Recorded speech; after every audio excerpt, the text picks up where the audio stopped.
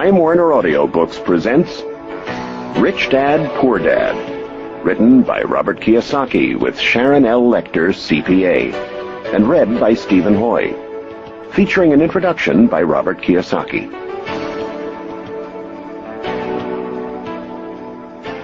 I had two fathers, a rich one and a poor one. One was highly educated and intelligent. He had a PhD and completed 4 years of undergraduate work in less than 2 years. The other father never finished the 8th grade. Both of them were successful in their careers, working hard all their lives. Both earned substantial incomes, yet one struggled financially all his life. The other would become one of the richest men in Hawaii. One died leaving tens of millions of dollars to his family, charities, and his church. The other left bills to be paid. Both men were strong, charismatic, and influential. Both men offered me advice, but they did not advise the same things. Both men believed strongly in education, but did not recommend the same course of study. If I had had only one dad, I would have had to accept or reject his advice. Having two dads advising me offered me the choice of contrasting points of view, one of a rich man and one of a poor man. Instead of simply accepting or rejecting one or the other, I found myself thinking more, comparing, and then choosing for myself. The problem was, the rich man was not rich yet, and the poor man not yet poor. Both were just starting out in their careers, and both were struggling with money and families.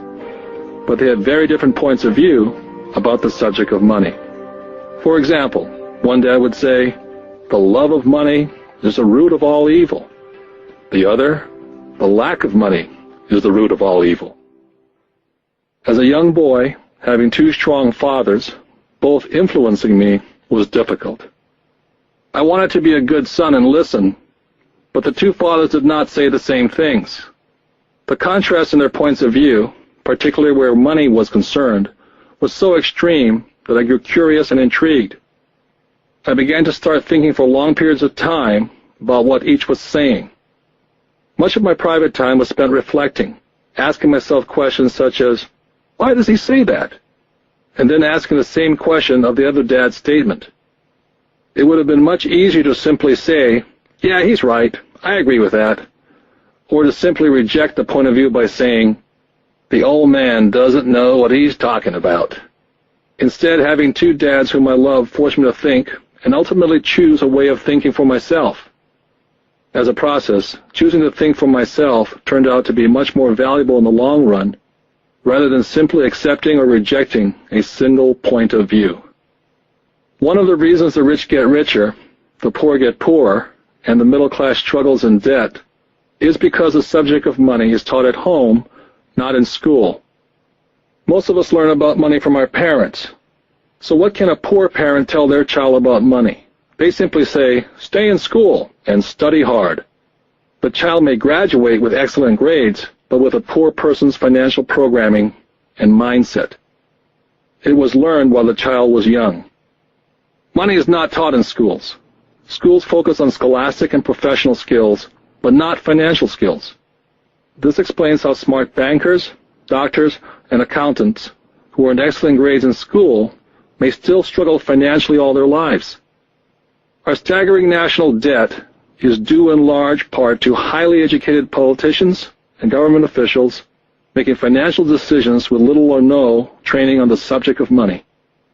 I often look ahead to the new millennium and wonder what will happen when we have millions of people who will need financial and medical assistance.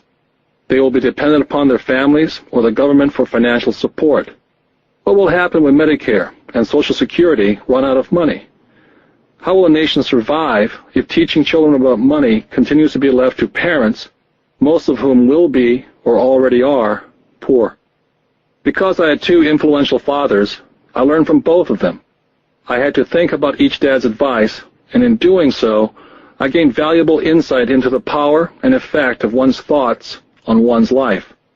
For example, one dad had a habit of saying, "I can't afford it." The other dad forbade those words to be used. He insisted I say, "How can I afford it?" One is a statement, and the other is a question. One lets you off the hook, and the other forces you to think. My soon-to-be rich dad would explain that by automatically saying the words, "I can't afford it," your brain stops working. By asking the question, "How can I afford it?" your brain is put to work. He did not mean buy everything you wanted. He was fanatical about exercising your mind, the most powerful computer in the world. My brain gets stronger every day because I exercise it. The stronger it gets, the more money I can make. He believed that automatically saying, "I can't afford it," was a sign of mental laziness. Although both dads worked hard, I noticed that one dad had a habit of putting his brain to sleep when it came to money matters, and the other had a habit of exercising his brain. The long-term result was that one dad grew stronger financially and the other grew weaker. It is not much different from a person who goes to the gym to exercise on a regular basis versus someone who sits on the couch watching television. Proper physical exercise increases your chances for health, and proper mental exercise increases your chances for wealth. Laziness decreases both health and wealth. My two dads had opposing attitudes in thought. One dad thought that the rich should pay more in taxes and take care of those less fortunate. The other said, taxes punish those who produce and reward those who don't produce. One dad recommended, study hard so you can find a good company to work for. The other recommended, study hard so you can find a good company to buy. One dad said, the reason I'm not rich is because I have you kids. The other said, the reason I must be rich is because I have you kids. One dad encouraged talking about money and business at the dinner table. The other forbade the subject of money to be discussed over a meal. One said, when it comes to money, play it safe and don't take risks. The other said, learn to manage risk. One believed, our home is our largest investment and our greatest asset. The other believed, my house is a liability, and if your house is your largest investment, you're in trouble. Both dads paid their bills on time, yet one paid his bills first, while the other paid his bills last. Being a product of two strong dads allowed me the luxury of observing the effects different thoughts have on one's life. I noticed that people really do shape their life through their thoughts. For example, my poor dad always said, I'll never be rich, and that prophecy became reality. My rich dad, on the other hand, always referred to himself as rich. He would say things like, I'm a rich man, and rich people don't do this. Even when he was flat broke, after a major financial setback, he continued to refer to himself as a rich man. He would cover himself by saying, there's a difference between being poor and being broke. Broke is temporary, and poor is eternal.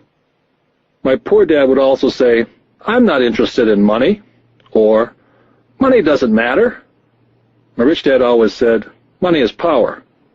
The power of our thoughts may never be measured or appreciated, but it became obvious to me as a young boy to be aware of my thoughts and how I expressed myself. I noticed that my poor dad was poor not because of the amount of money he earned, which was significant, but because of his thoughts and his actions. As a young boy, having two fathers, I became acutely aware of being careful which thoughts I chose to adopt as my own. Whom should I listen to? My rich dad or my poor dad? Although both men had tremendous respect for education and learning, they disagreed on what they thought was important to learn.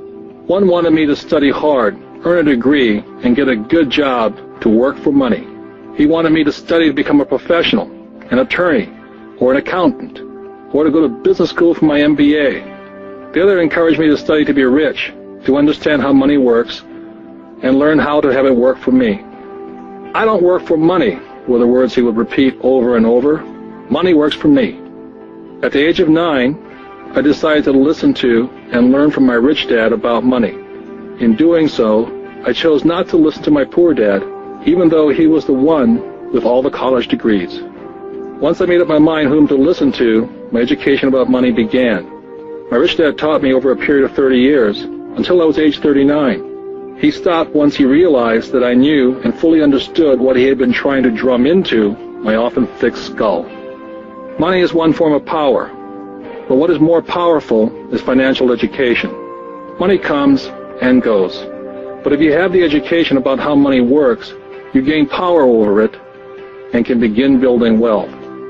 The reason positive thinking alone does not work is because most people went to school and never learned how money works, so they spend their lives working for money. Because I was only 9 years old when I started, the lessons my rich dad taught me were simple. And when it was all said and done, there are only 6 main lessons repeated over 30 years. This book is about those 6 lessons, put as simply as possible as my rich dad put forth those lessons to me. The lessons are not meant to be answers, but guideposts.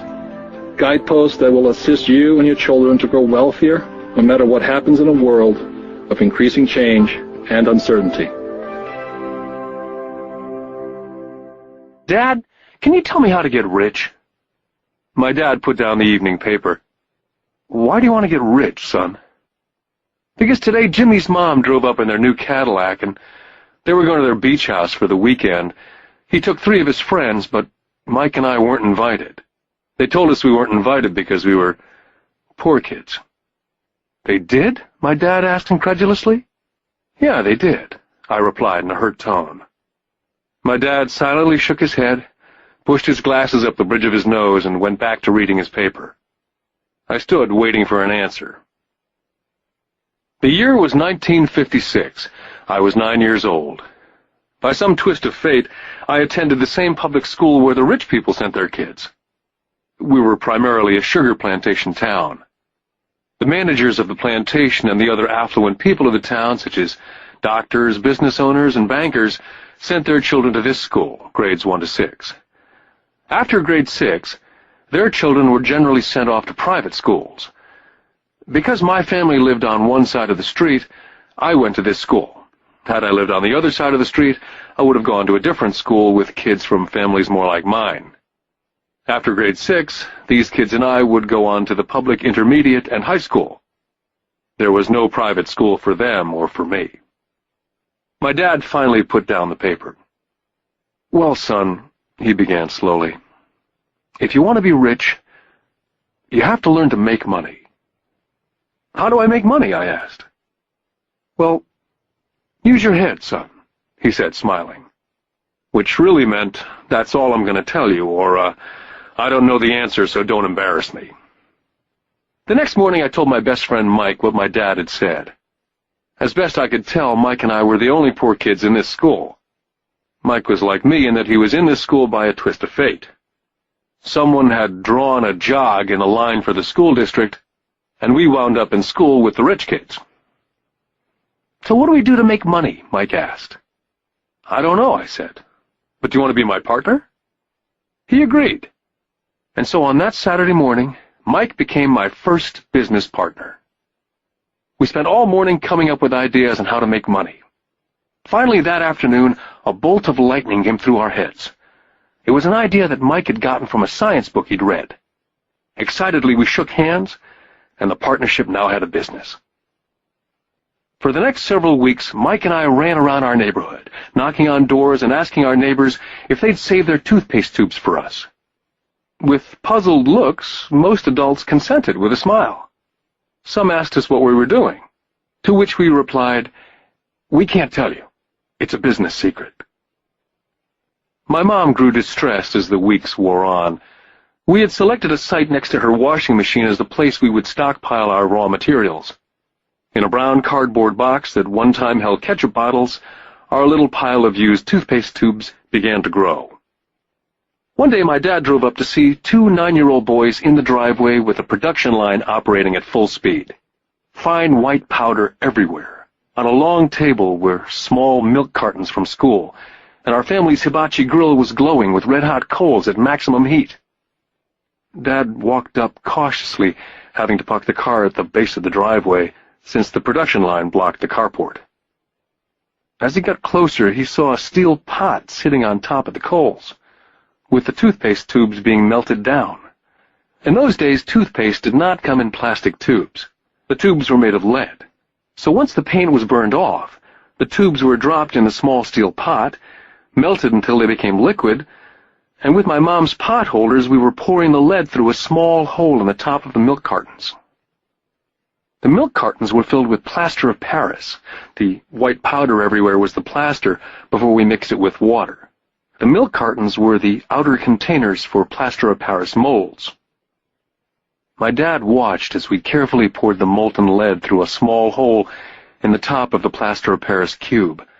"What are you boys doing?" he asked with a cautious smile.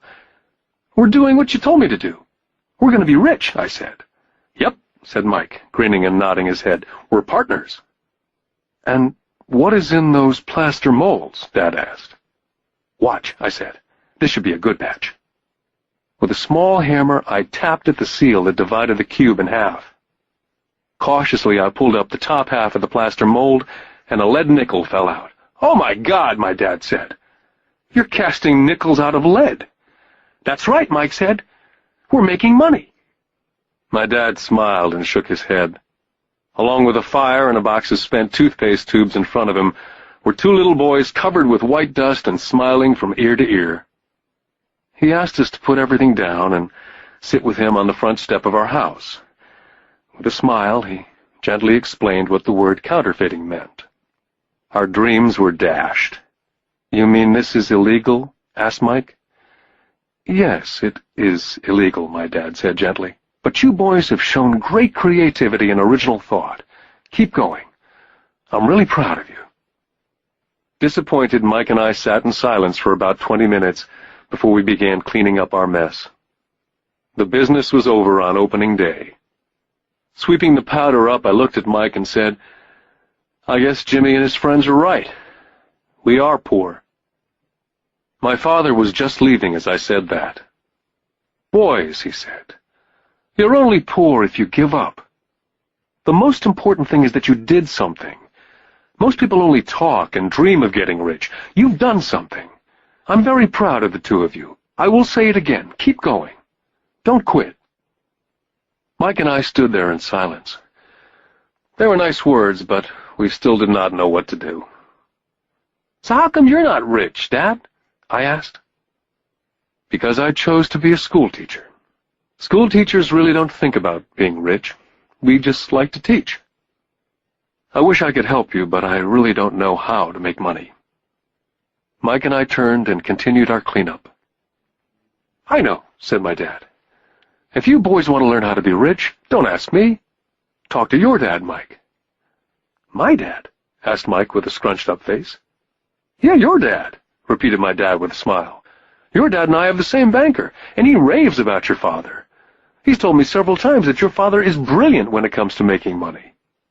He seems to be building an empire, and I suspect in a few years he will be a very rich man."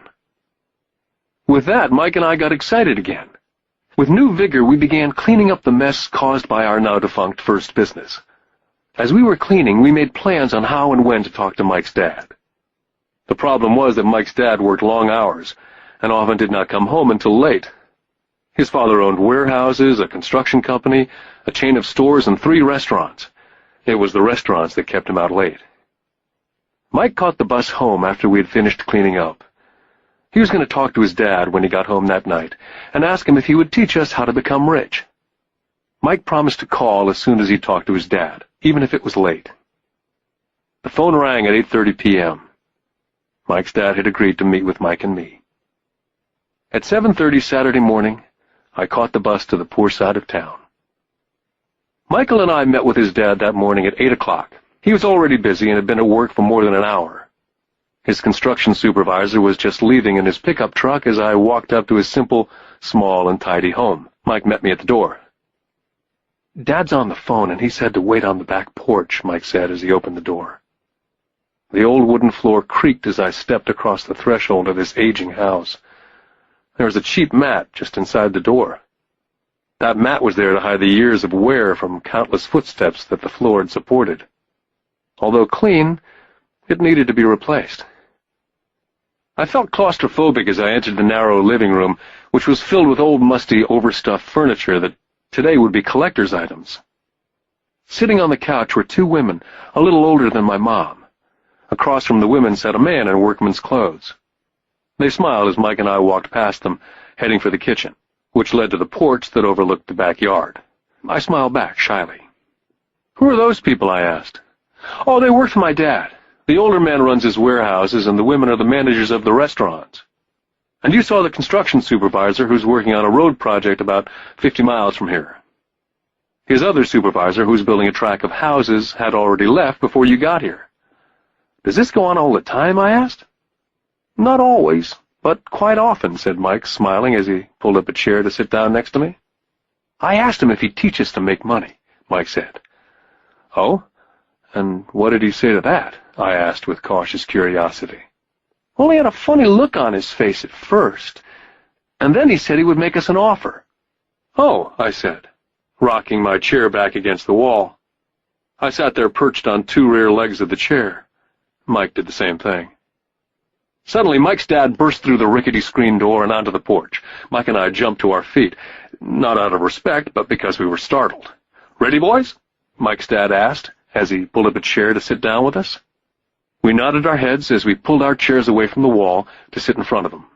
He was a big man, about 6 feet tall and 200 pounds. Mike says that you want to learn how to make money. Is that correct, Robert? I nodded my head quickly, but with a little intimidation. He had a lot of power behind his words and smile. Okay, here's my offer. I'll teach you, but I won't do it classroom style. You work for me, and I'll teach you. You don't work for me, I don't teach you. I can teach you faster if you work, and I'm wasting my time if you just want to sit and listen like you do in school. That's my offer. Take it or leave it. May I ask a question first, I asked. Nope, take it or leave it. I've got too much work to do to waste my time. If you can't make up your mind decisively, then you'll never learn to make money anyway. Take it, I said. Take it, said Mike. Good, said Mike's dad. Mrs. Martin will be by in 10 minutes. After I'm through with her, you ride with her to my superette, and you can begin working. I'll pay you 10 cents an hour, and you will work for 3 hours every Saturday. But I have a softball game today, I said. Mike's dad lowered his voice to a stern tone. Take it or leave it, he said. I'll take it, I replied, choosing to work and learn instead of playing softball. By 9 a.m. on a beautiful Saturday morning, Mike and I were working for Mrs. Martin. She was a kind and patient woman. She always said that Mike and I reminded her of her 2 sons who were grown and gone. Although kind, she believed in hard work, and she kept us working. She was a taskmaster. We spent 3 hours taking canned goods off the shelves, and with a feather duster, brushing each can to get the dust off, and then restacking them neatly. It was excruciatingly boring work. For 3 weeks, Mike and I reported to Mrs. Martin and worked our 3 hours. By noon, our work was over, and she dropped 3 little dimes in each of our hands. Now, even at the age of 9 in the mid-50s, 30 cents was not too exciting. Comic books cost 10 cents back then, so I usually spent my money on comic books and went home. By Wednesday of the 4th week, I was ready to quit. I had agreed to work only because I wanted to learn to make money from Mike's dad. And now I was a slave for 10 cents an hour. On top of that, I had not seen Mike's dad since that first Saturday. I'm quitting, I told Mike at lunchtime. The school lunch was miserable. School was boring, and now I didn't even have my Saturdays to look forward to. But it was the 30 cents that really got to me. Mike smiled. Dad said this would happen. He said to meet with him when you were ready to quit. What? I said indignantly. He's been waiting for me to get fed up? Sort of, Mike said. Dad's kind of different. He teaches differently from your dad. Your mom and dad lecture a lot. My dad is quiet and a man of few words. You just wait till this Saturday. I'll tell him you're ready. You mean I've been set up? No, not really, but maybe. Dad will explain on Saturday. I was ready to face him, and I was prepared. Even my real dad was angry with him. My real dad, the one I call the poor one, thought that my rich dad was violating child labor laws and should be investigated. My educated dad told me to demand what I deserve, at least 25 cents an hour. My poor dad told me that if I didn't get a raise, I was to quit immediately. At 8 o'clock Saturday morning, I was going through the same rickety door of Mike's house. Take a seat and wait in line, Mike's dad said as I entered. He turned and disappeared into his little office next to a bedroom. I looked around the room and didn't see Mike anywhere. Feeling awkward, I cautiously sat down next to the same two women who were there 4 weeks earlier. They smiled and slid across the couch to make room for me.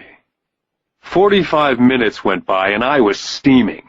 The two women had met with him and left 30 minutes earlier. An older gentleman was in there for 20 minutes and was also gone. The house was empty, and I sat out in his musty, dark living room on a beautiful, sunny Hawaiian day, waiting to talk to a cheapskate who exploited children. I could hear him rustling around in the office, talking on the phone and ignoring me. I was now ready to walk out, but for some reason I stayed. Finally, 15 minutes later, at exactly 9 o'clock, Rich Dad walked out of his office, said nothing, and signaled with his hand for me to enter his dingy office. "I understand you want a raise or you're going to quit," Rich Dad said as he swiveled in his office chair. "Well, you're not keeping your end of the bargain," I blurted out, nearly in tears. It was really frightening for a 9-year-old boy to confront a grown-up. "You said that you'd teach me if I worked for you." "Well, I've worked for you. I've worked hard. I've given up my baseball games to work for you, and you don't keep your word. You haven't taught me anything. You're a crook like everyone in town thinks you are. You're greedy. You want all the money and don't take care of your employees. You make me wait and don't show me any respect. I'm only a little boy, and I deserve to be treated better." Rich Dad rocked back in his swivel chair, hands up to his chin, somewhat staring at me. "Not bad," he said. "In less than a month you sound like most of my employees." "What?" I asked. Not understanding what he was saying, I continued with my grievance. "I thought you were going to keep up your end of the bargain and teach me. Instead, you want to torture me. That's cruel. That's really cruel." "I am teaching you," Rich Dad said quietly. "What have you taught me?" "Nothing," I said angrily. "You haven't even talked to me once since I agreed to work for peanuts. 10 cents an hour, huh? I should notify the government about you. We have child labor laws, you know. My dad works for the government, you know." "Wow," said Rich Dad. "Now you sound like most of the people who used to work for me. People I've either fired or they've quit." "So what do you have to say?" I demanded, feeling pretty brave for a little kid. "How do you know that I've not taught you anything?" asked Rich Dad calmly. "Well, you've never talked to me. I've worked for 3 weeks, and you've not taught me anything," I said with a pout. "Does teaching mean talking or a lecture?" Rich Dad asked. "Well, yes," I replied. "That's how they teach you in school," he said, smiling. "But that is not how life teaches you. And I would say that life is the best teacher of all. Most of the time, life does not talk to you, just sort of pushes you around. Each push is life saying, 'Wake up. There's something I want you to learn.'" I had no idea what he was talking about. Life pushes all of us around. Some give up, others fight. A few learn the lesson and move on. They welcome life pushing them around. To these few people, it means they need and want to learn something. They learn and move on. Most quit, and a few, like you, fight. Rich Dad stood and shut the creaky old wooden window that needed repair. "If you learn this lesson, you will grow into a wise, wealthy, and happy young man. If you don't, you will spend your life blaming a job, low pay, or your boss for your problems. You'll live life hoping for that big break that'll solve all your money problems." Rich Dad looked over to me to see if I was still listening. His eyes met mine. We stared at each other, streams of communication going between us through our eyes. Finally, I pulled away once I had absorbed his last message. I knew he was right. I was blaming him, and I did ask to learn. I was fighting. Rich Dad continued, "Or if you're the kind of person who has no guts, you just give up every time life pushes you. If you're that kind of person, you'll live all your life playing it safe, doing the right things, saving yourself for some event that never happens. Then you die a boring old man. You'll have lots of friends who'll really like you because you were such a nice, hard-working guy. You spent a life playing it safe, doing the right things. But the truth is, you let life push you into submission. Deep down, you were terrified of taking risks. You really wanted to win, but the fear of losing was greater than the excitement of winning. Deep inside, you, and only you, will know that you didn't go for it. You chose to play it safe." Our eyes met again. For 10 seconds, we looked at each other, only pulling away once the message was received. "You've been pushing me around?" I asked. "Some people might say that," smiled Rich Dad. "I would say that I just gave you a taste of life." "What taste of life?" I asked, still angry but now curious. "You boys are the first people that have ever asked me to teach them how to make money. I have more than 150 employees, and not one of them has asked me what I know about money. They ask me for a job and a paycheck, but never to teach them about money.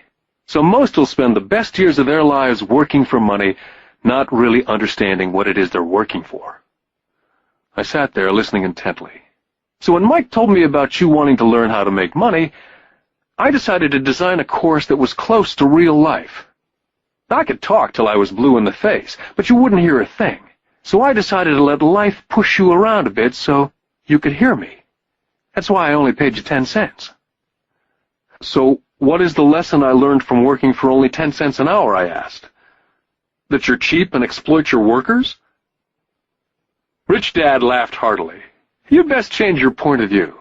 Stop blaming me, thinking I'm the problem. If you think I'm the problem, then you have to change me. If you realize that you're the problem, then you can change yourself, learn something, and grow wiser." "But you only pay me 10 cents.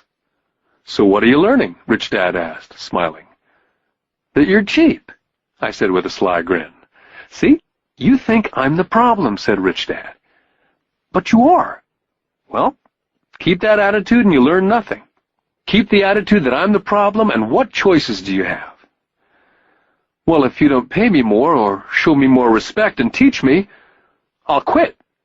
"Well put," Rich Dad said. And that's exactly what most people do. They quit and go looking for another job, better opportunity, and higher pay, actually thinking that a new job or more pay will solve the problem. In most cases, it won't. "So what will solve the problem?" I asked. "Just take this measly 10 cents an hour and smile?" Rich Dad smiled. "That's what the other people do. Just accept a paycheck, knowing that they and their family will struggle financially. But that's all they do. Waiting for a raise, thinking that more money will solve the problem. Most just accept it, and some take a second job working harder, but again accepting a small paycheck." I sat staring at the floor, beginning to understand the lesson Rich Dad was presenting. I could sense it was the taste of life. Finally, I looked up and repeated the question. "So what will solve the problem?"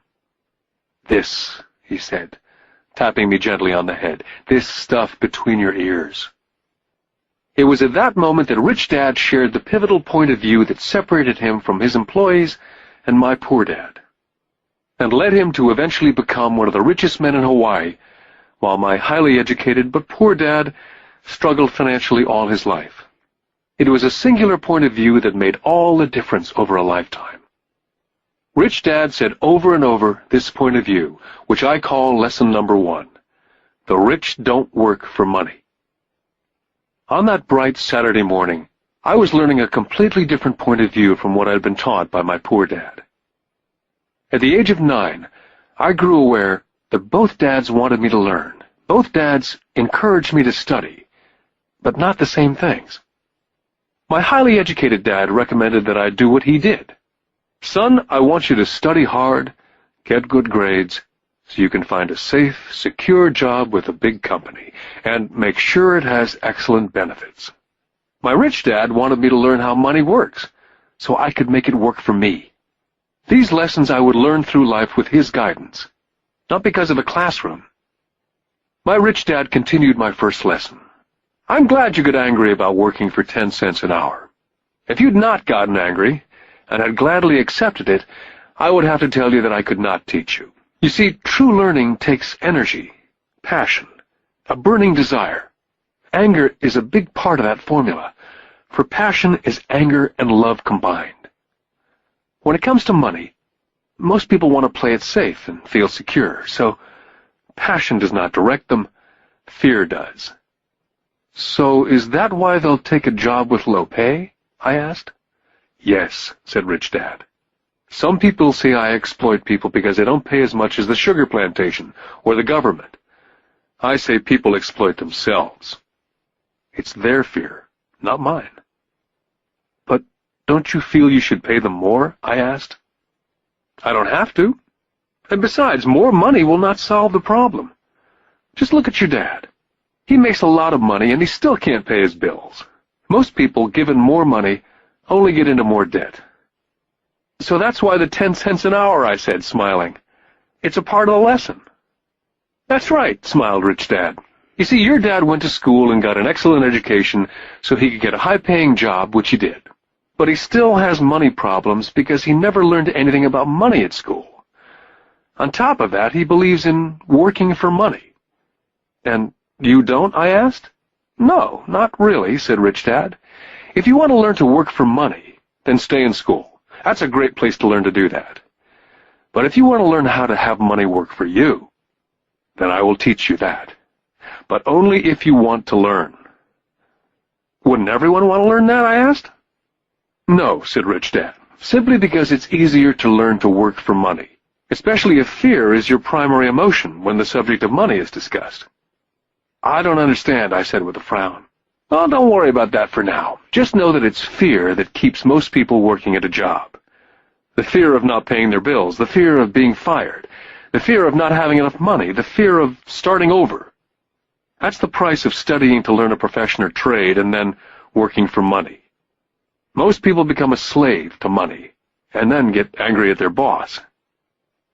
Learning to have money work for you is a completely different course of study, I asked.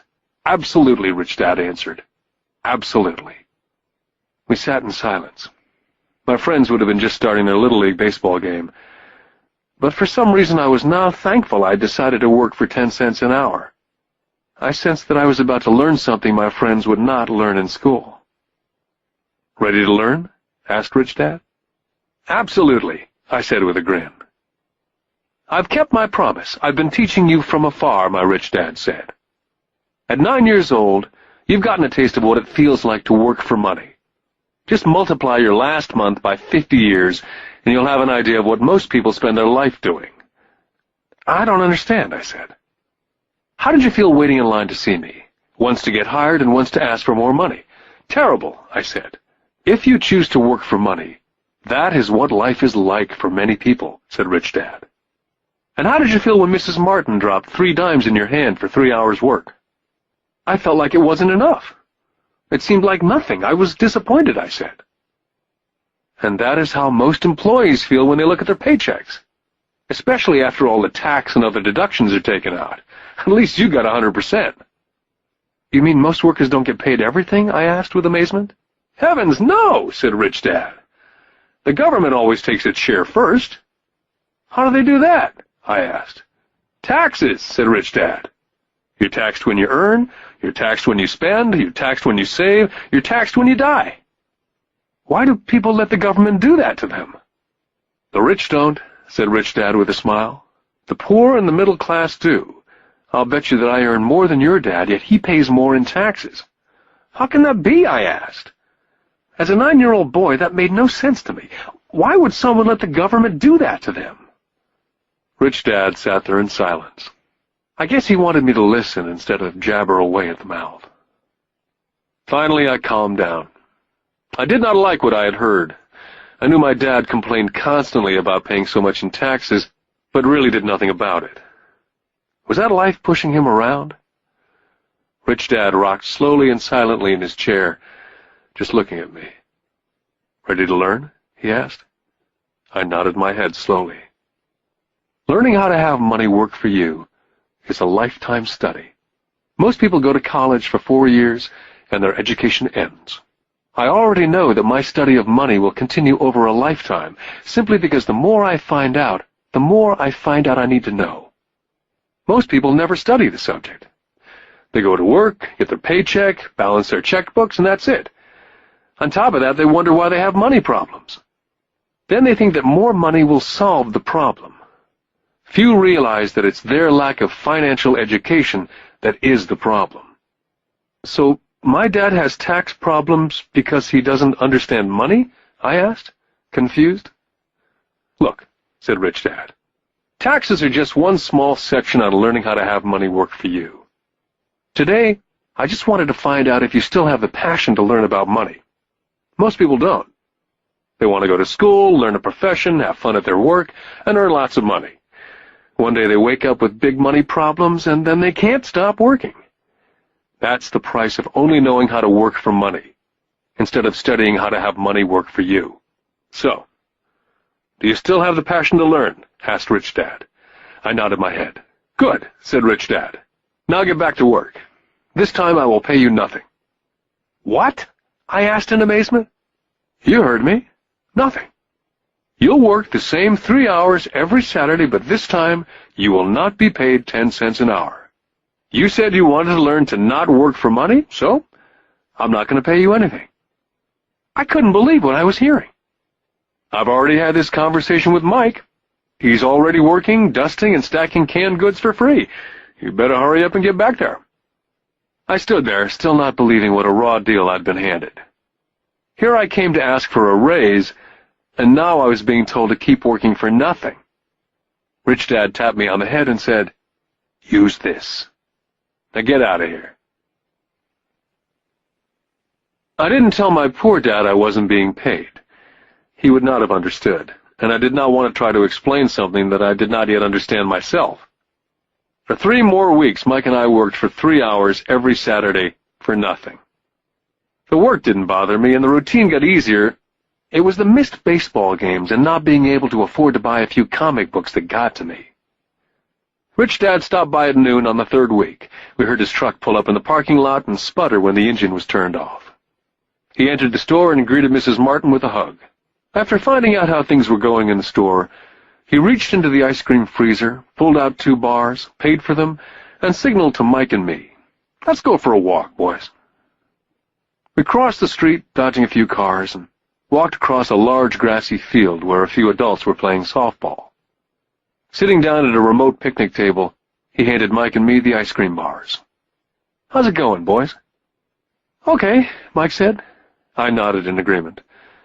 "Learn anything yet?" Rich Dad asked. Mike and I looked at each other, shrugged our shoulders, and shook our heads in unison. "Well, you boys had better start thinking. You're staring at one of life's biggest lessons. If you learn the lesson, you'll enjoy a life of great freedom and security. If you don't learn the lesson, you'll wind up like Mrs. Martin and most of the people playing softball in this park. They work very hard for little money, clinging to the illusion of job security, looking forward to a 3-week vacation each year and a skimpy pension after 45 years of work.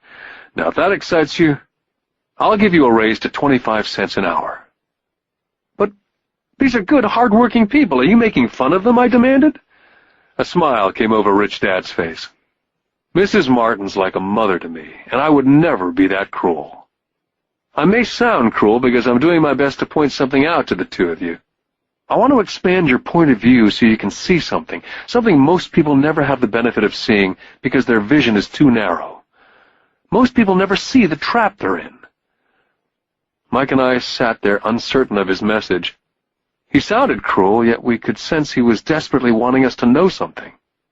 With a smile, Rich Dad said, "Doesn't that 25 cents an hour sound good? Doesn't that make your heart beat a little faster?" I shook my head no, but it really did. 25 cents an hour would be big bucks to me. "Okay, I'll pay you $1 an hour," Rich Dad said with a sly grin. Now my heart was beginning to race. My brain was screaming, "Take it, take it." I could not believe what I was hearing. Still, I said nothing. "Okay, $2 an hour." My little 9-year-old brain and heart nearly exploded. After all, it was 1956, and being paid $2 an hour would have made me the richest kid in the world.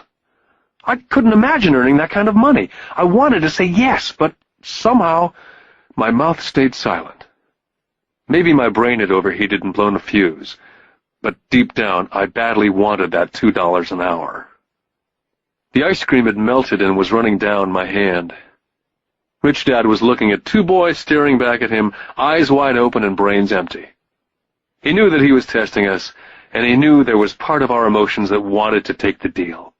"Okay," he said, $5 an hour. Suddenly there was a silence from inside me. Something had changed.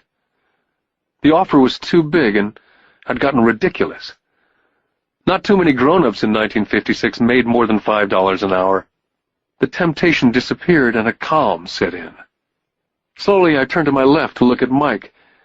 He looked back at me. The part of my soul that was weak and needy was silenced. The part of me that had no price took over. There was a calm and a certainty about money that entered my brain and my soul. I knew Mike had gotten to that point also. "Good," Rich Dad said softly. "Most people have a price. And they have a price because of human emotions named fear and greed. First, the fear of being without money motivates us to work hard. And then once we get that paycheck, greed or desire starts us thinking about all the wonderful things money can buy. The pattern is then set." "What pattern?" I asked.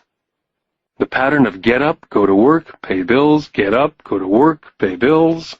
Their lives are then run forever by two emotions, fear and greed. Offer them more money, and they continue the cycle by also increasing their spending. This is what I call the rat race. "There is another way?" Mike asked. "Yes," said Rich Dad slowly, "but only a few people find it." "And what is that way?" Mike asked. "That's what I hope you boys will find out as you work and study with me. That is why I took away all forms of pay." "Any hints?" Mike asked.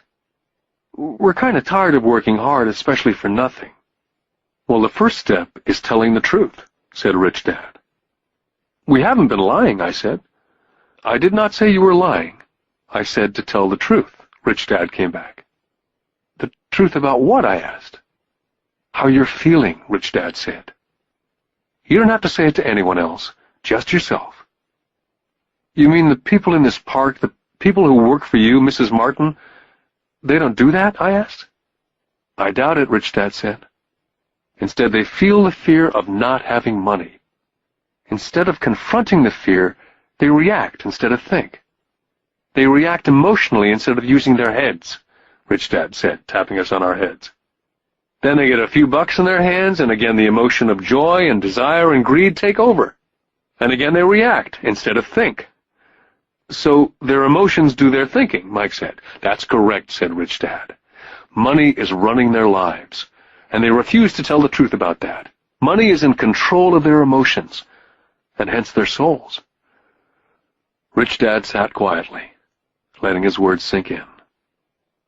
Realizing we had absorbed as much as possible of what he was talking about, Rich Dad said, "I want you boys to avoid that trap. That is really what I want to teach you. Not just to be rich, because being rich does not solve the problem." "It doesn't?" I asked, surprised. "No, it doesn't. Let me finish with the other emotion, which is desire. Some call it greed, but I prefer desire. It's perfectly normal to desire something better, prettier, more fun or exciting. So people also work for money because of desire. They desire money for the joy they think it can buy. But the joy that money brings is often short-lived, and they soon need more money for more joy, more pleasure, more comfort, more security. So they keep working, thinking money will soothe their souls that are troubled by fear and desire, but money cannot do that. Even for rich people?" Mike asked. "Rich people included," said Rich Dad. "In fact, the reason many rich people are rich is not because of desire, but because of fear. They actually think that money can eliminate that fear of not having money, of being poor. So they amass tons of it only to find out that the fear gets worse. They now fear losing it. I have friends who keep on working even though they have plenty. I know people who have millions who are more afraid now than when they were poor. They're terrified of losing all their money. I want to teach you to master the power of money, not be afraid of it. And they don't teach that in school. If you don't learn it, you can become a slave to money." It was finally making sense. He did want us to widen our views, to see what Mrs. Martin could not see, his employees could not see, or my dad for that matter. He used examples that sounded cruel at the time, but I've never forgotten them. My vision widened that day, and I could begin to see the trap that lay ahead for most people. You see, we're all employees, ultimately. We just work at different levels, said Rich Dad. I just want you boys to have a chance to avoid the trap. The trap caused by those two emotions, fear and desire. Use them in your favor, not against you. That's what I want to teach you. I'm not interested in just teaching you to make a pile of money. That won't handle the fear or desire. If you don't first handle fear and desire and you get rich, you'll only be a high-paid slave. So how do we avoid the trap? I asked. The main cause of poverty or financial struggle is fear and ignorance, not the economy or the government or the rich. It's self-inflicted fear and ignorance that keeps people trapped. So you boys go to school and get your college degrees. I'll teach you how to stay out of the trap. The pieces of the puzzle were appearing. My highly educated dad had a great education and a great career, but school never told him how to handle money or his fears. It became clear that I could learn different and important things from two fathers. So you've been talking about the fear of not having money. How does the desire of money affect our thinking? Mike asked. How did you feel when I tempted you with a pay raise? Did you notice your desires rising? We nodded our heads. By not giving into your emotions, you were able to delay your reactions and think. That's most important. We will always have emotions of fear and greed. From here on in, it's most important for you to use those emotions to your advantage and for the long term, and not simply let your emotions run you by controlling your thinking. Most people use fear and greed against themselves. That's the start of ignorance. Most people live their lives chasing paychecks, pay raises, and job security because of the emotions of desire and fear, not really questioning where those emotion-driven thoughts are leading them. It's just like the picture of a donkey dragging a cart with its owner dangling a carrot just in front of the donkey's nose. The donkey's owner may be going where he wants to go, but the donkey is chasing an illusion. Tomorrow there will only be another carrot for the donkey. You mean the moment I began to picture a new baseball glove, candy, or toys that's like a carrot to a donkey, Mike asked? Yeah. And as you get older, your toys get more expensive. New car, boat, and a big house to impress your friends, said Rich Dad with a smile. Fear pushes you out the door, and desire calls to you, enticing you toward the rocks. That's the trap. So, what's the answer? Mike asked. What intensifies fear and desire is ignorance. That's why rich people with lots of money often have more fear the richer they get. Money is the carrot, the illusion. Rich Dad went on to explain that a human's life is a struggle between ignorance and illumination. He explained that once a person stops searching for information and knowledge of oneself, ignorance sets in. That struggle is a moment-to-moment decision to learn to open or close one's mind. Look, school is very, very important. You go to school to learn a skill or a profession so as to be a contributing member of society. Every culture needs teachers, doctors, mechanics, artists, cooks, business people, police officers, firefighters, soldiers. Schools train them so our culture can thrive and flourish, said Rich Dad. Unfortunately for many people, school is the end, not the beginning. What does ignorance have to do with greed and fear, I asked. Because it's ignorance about money that causes so much greed and so much fear, said Rich Dad. Let me give you some examples. A doctor wanting more money to better provide for his family raises his fees. By raising his fees, it makes healthcare more expensive for everyone. Now, it hurts the poor people the most, so poor people have worse health than those with money. Because the doctors raise their rates, the attorneys raise their rates. Because the attorneys' rates have gone up, school teachers want a raise, which raises our taxes, and on and on and on. Soon there will be such a horrifying gap between the rich and the poor that chaos will break out, and another great civilization will collapse. Great civilizations collapsed when the gap between the haves and the have-nots was too great. America's on the same course, proving once again that history repeats itself, because we do not learn from history. We only memorize historical dates and names, not the lesson. Aren't prices supposed to go up, I asked? Not in an educated society with a well-run government. Prices should actually come down. Of course, that's often only true in theory. Prices go up because of greed and fear caused by ignorance. If schools taught people about money, there would be more money and lower prices. But schools only focus on teaching people to work for money, not how to harness money's power. But don't we have business schools, Mike asked? Aren't you encouraging me to go to business school for my master's degree? Yes, said Rich Dad. But all too often business schools train employees who are sophisticated bean counters. Heaven forbid a bean counter takes over a business. All they do is look at the numbers, fire people, and kill the business. I know, because I hire bean counters. All they think about is cutting costs and raising prices, which causes more problems. Bean counting is important. I wish more people knew it, but it, too, is not the whole picture, added Rich Dad angrily. So is there an answer? Asked Mike. Yes, said Rich Dad. Learn to use your emotions to think, not think with your emotions. When you boys mastered your emotions, first by agreeing to work for free, I knew there was hope. When you again resisted your emotions when I tempted you with more money, you were again learning to think in spite of being emotionally charged. That's the first step. Can you tell the difference between emotions thinking and the head thinking? Mike asked. Oh, yes, I hear it all the time, said Rich Dad. I hear things like, well, everyone has to work, or the rich are crooks, or I'll get another job, I deserve this raise. You can't push me around, or I like this job because it's secure. Instead of, is there something I'm missing here? Which breaks the emotional thought and gives you time to think clearly. I must admit it was a great lesson to be getting, to know when someone was speaking out of emotions or out of clear thought. It was a lesson that served me well for life, especially when I was the one speaking out of reaction and not from clear thought. As we headed back to the store, Rich Dad explained that the rich really did make money. They did not work for it.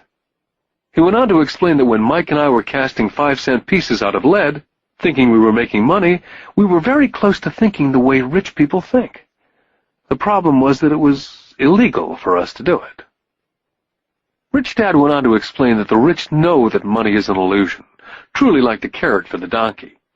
It's only out of fear and greed that the illusion of money is held together by billions of people thinking that money is real. Money is really made up. It was only because of the illusion of confidence and the ignorance of the masses that the house of cards stood standing. In fact, he said, in many ways the donkey's carrot was more valuable than money. As he climbed into his pickup truck outside of his little convenience store, he said, "Keep working, boys. But the sooner you forget about needing a paycheck, the easier your adult life will be. Keep using your brain. Work for free. And soon your mind will show you ways of making money far beyond what I could ever pay you. You'll begin to see opportunities right in front of you that in the past would have gone unnoticed." Mike and I picked up our things from the store and waved goodbye to Mrs. Martin.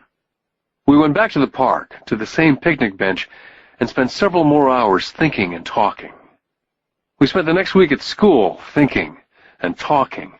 For 2 more weeks, we kept thinking and talking and working for free.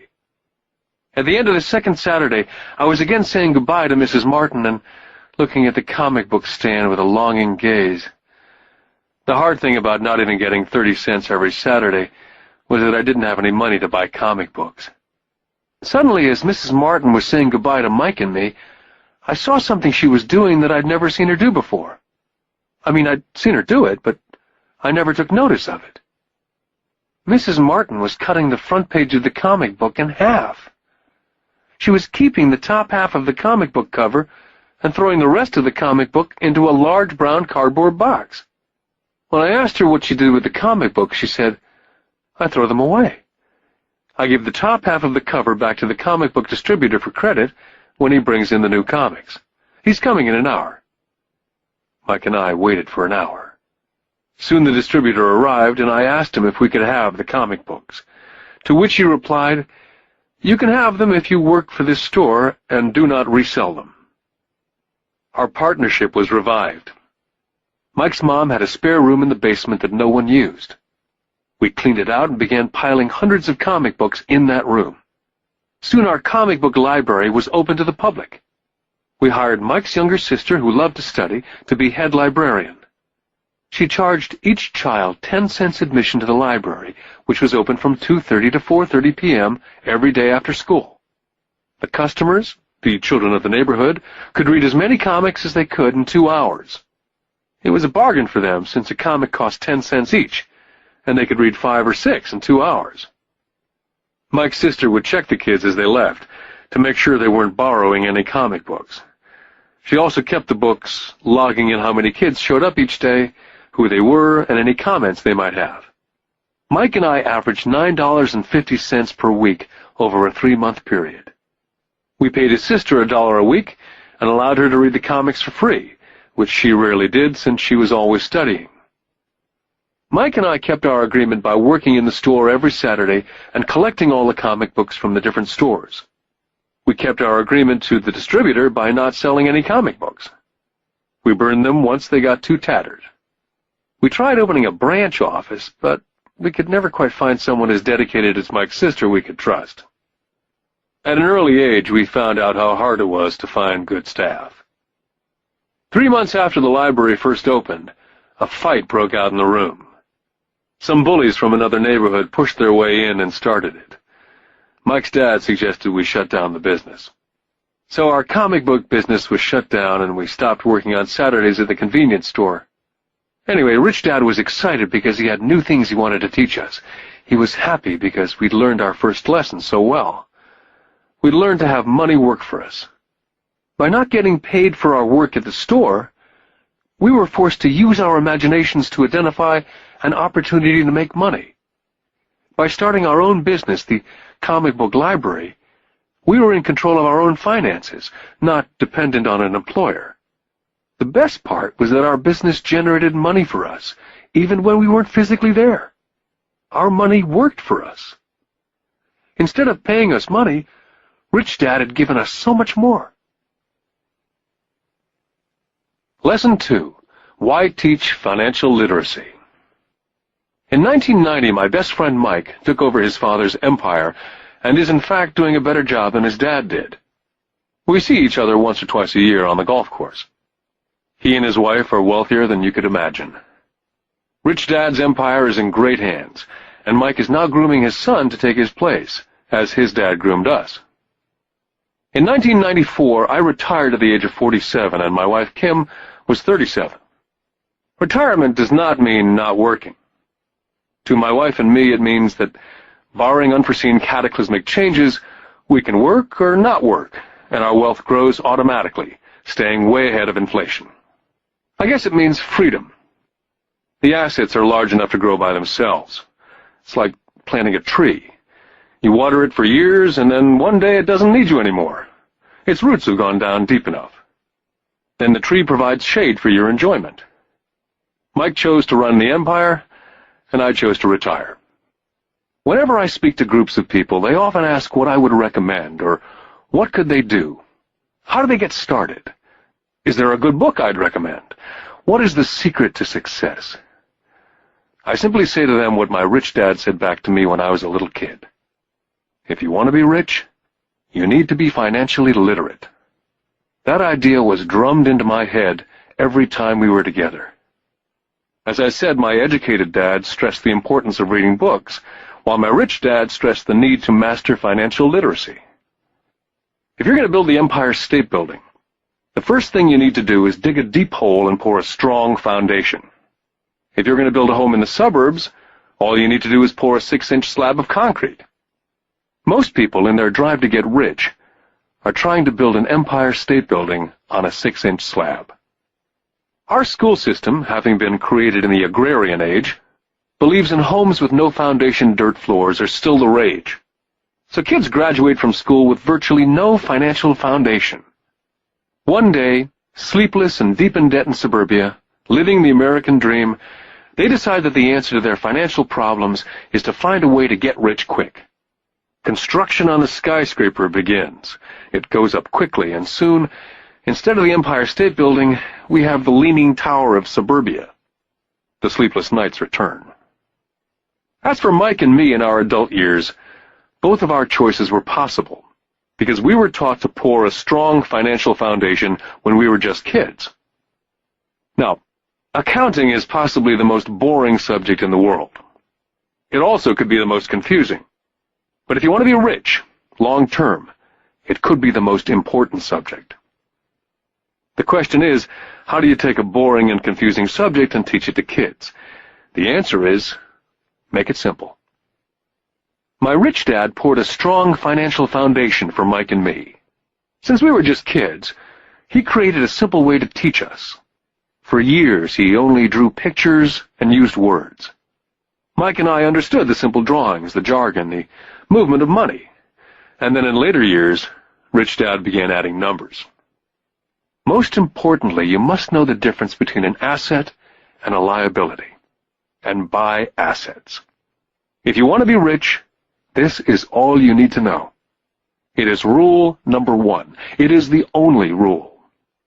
This may sound absurdly simple, but most people have no idea how profound this rule is. Most people struggle financially because they do not know the difference between an asset and a liability. Rich people acquire assets. The poor and middle class acquire liabilities, but they think they are assets.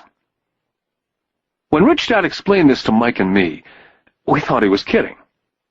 Here we were nearly teenagers and waiting for the secret to get rich, and this was his answer. It was so simple that we had to stop for a long time to think about it. If it's that simple, how come everyone's not rich? I asked. Rich Dad smiled, because people do not know the difference between an asset and a liability. I remember asking, how could adults be so silly? If it's that simple, if it's that important, why would everyone not want to find out? It took our Rich Dad only a few minutes to explain what assets and liabilities were. To teach preteen boys, Rich Dad kept everything simple, using as many pictures as possible, as few words as possible, and no numbers for years. My Rich Dad simply drew a vertical box with a line through the middle. The top half was for income, and the bottom half was for expenses. Then beneath that box, he drew another box horizontally, which he divided into a left half for assets and a right half for liabilities. The income statement, often called a profit and loss statement, measures income and expenses, money in or money out. The second set of boxes is the balance sheet.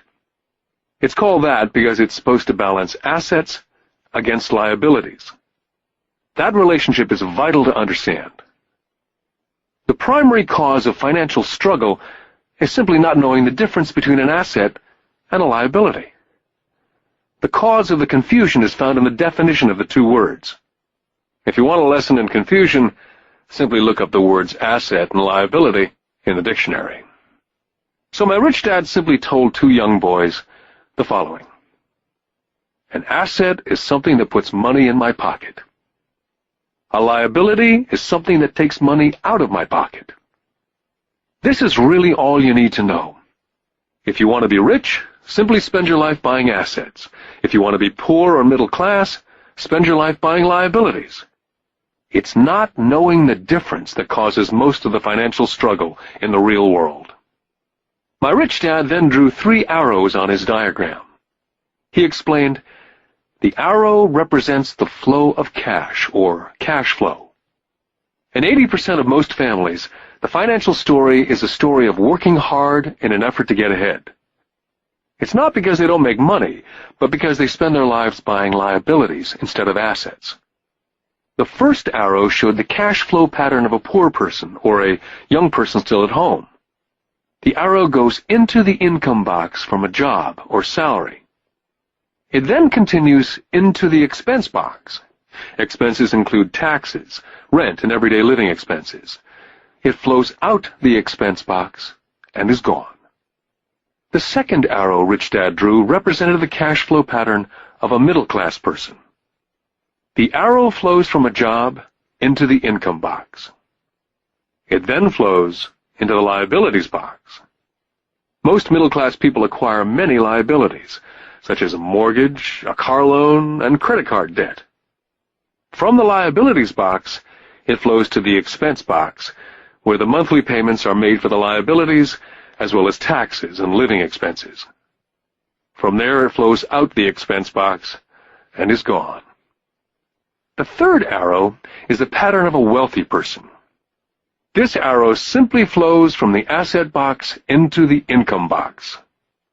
The cash flow is not generated by a job or salary, but by assets. Remember, assets are things that put money in your pocket. Additionally, the rich have few expenses and liabilities, or if they do, those liabilities are more than covered by their assets. Examples such as these are oversimplified. Everyone has living expenses, the need for food, shelter, and clothing. The diagrams Rich Dad drew show the flow of cash through a poor, middle class, or wealthy person's life. It's the cash flow that tells the story. It's the story of how a person handles their money, what they do after they get the money in their hand. I cringe whenever I hear people ask me how to get rich quicker. Or how do they start? I often hear, I'm in debt, so I need to make more money. But more money will often not solve the problem. In fact, it may actually accelerate the problem. Money often makes obvious our tragic human flaws. Money often puts a spotlight on what we do not know. That's why, all too often, a person who comes into a sudden windfall of cash, let's say an inheritance, a pay raise, or lottery winnings, soon returns to the same financial mess, if not worse than the mess they were in before they received the money. Money only accentuates the cash flow pattern running in your head. If your pattern is to spend everything you get, most likely an increase in cash will just result in an increase in spending. Thus the saying, a fool and his money is one big party.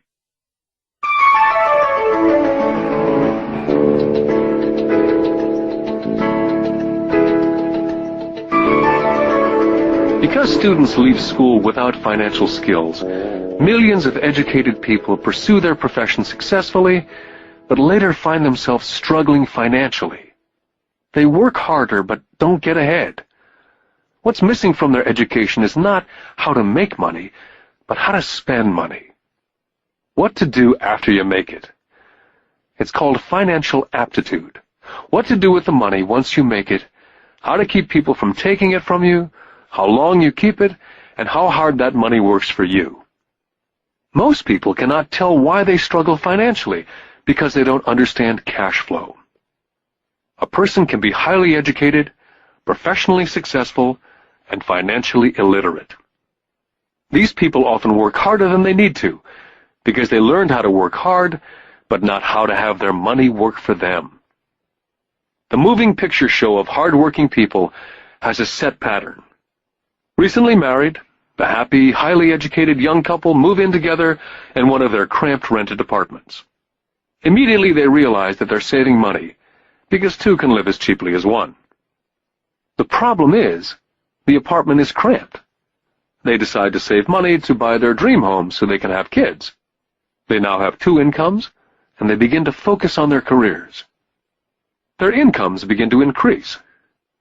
As their incomes go up, their expenses go up as well, so there is little or no money to flow into the asset box. This means the only income they get comes from their jobs. The number one expense for most people is taxes.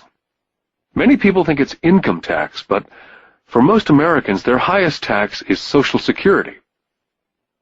As an employee, it appears as if the Social Security tax, combined with the Medicare tax rate, is roughly 7.5%. But it's really 15%, since the employer must match the Social Security amount. In essence, it is money the employer cannot pay you. On top of that, you still have to pay income tax on the amount deducted from your wages for Social Security tax. Income you never received because it went directly to Social Security through withholding. Then their liabilities go up. This is best demonstrated by going back to the young couple.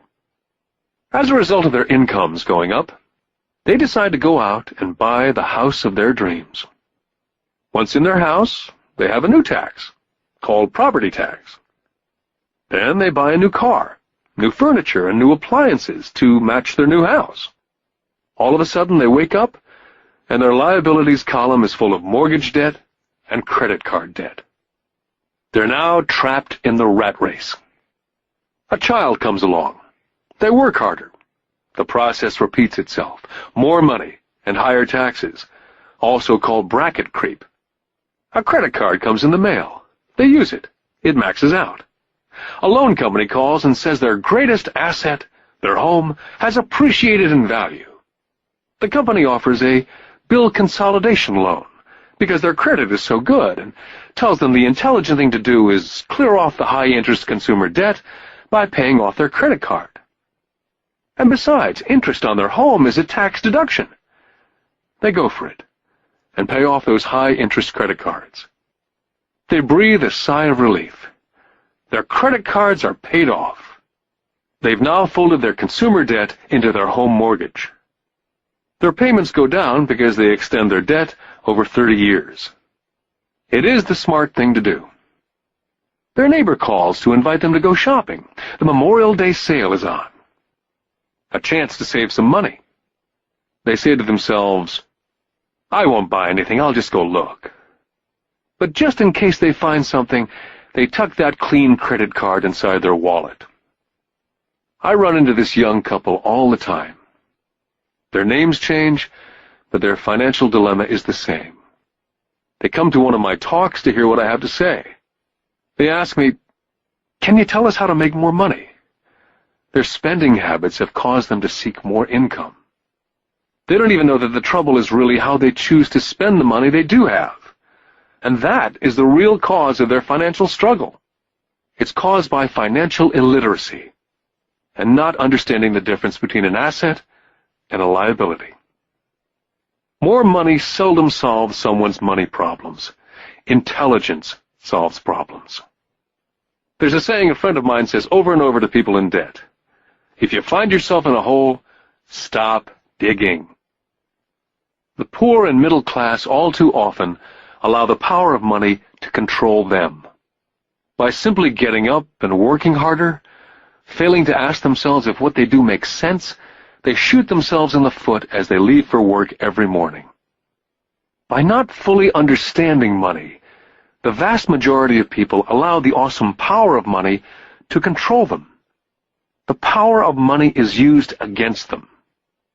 By the time Mike and I were 16 years old, we began to have problems in school. We were not bad kids. We just began to separate from the crowd. We worked for Mike's dad after school and on the weekends. Mike and I often spent hours after work just sitting at a table with his dad while he held meetings with his bankers, attorneys, accountants, brokers, investors, managers, and employees.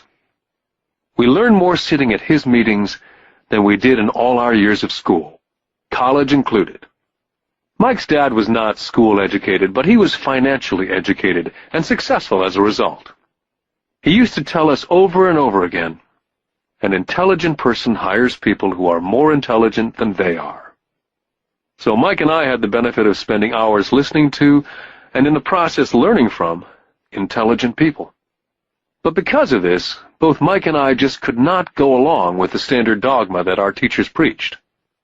Occasionally, Mike or I would ask our teachers how what we studied was applicable, or we asked why we never studied money and how it worked.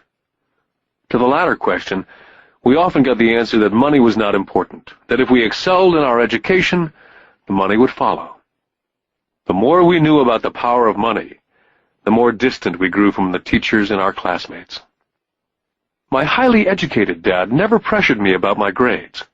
I often wondered why, but we did begin to argue about money. By the time I was 16, I probably had a far better foundation with money than both my mom and dad. I could keep books.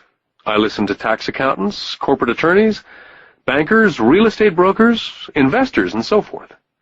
My dad talked to teachers. One day, my dad was telling me why our home was his greatest investment.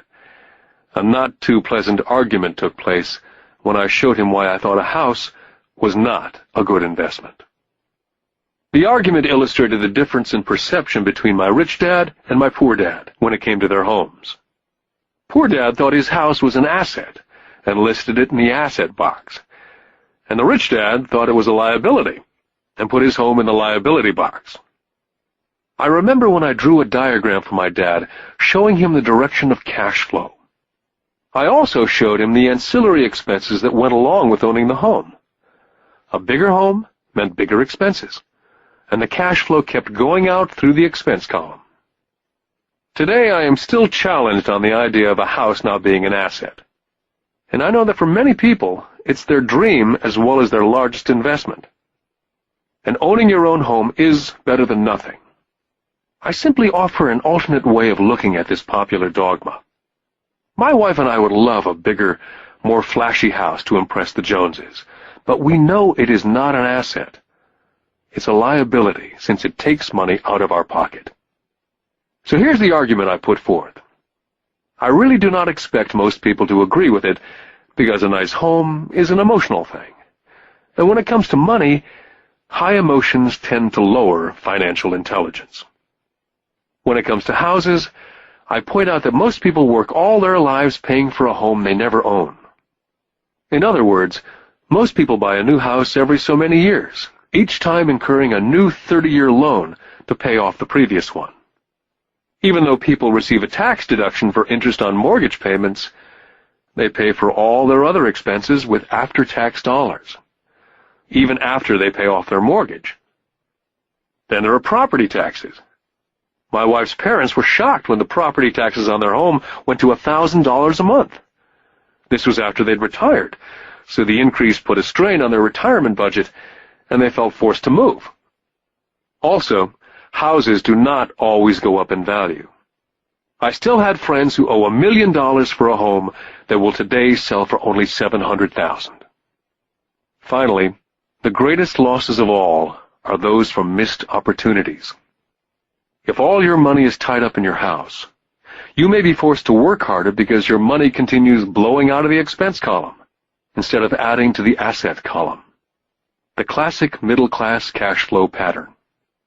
If a young couple would put more money into their asset column early on, their later years would get easier, especially as they prepared to send their children to college. Their assets would have grown and would be available to help cover expenses. All too often, a house only serves as a vehicle for incurring a home equity loan to pay for mounting expenses. In summary, the end result in making a decision to own a house that is too expensive in lieu of starting an investment portfolio early on impacts an individual in at least the following 3 ways.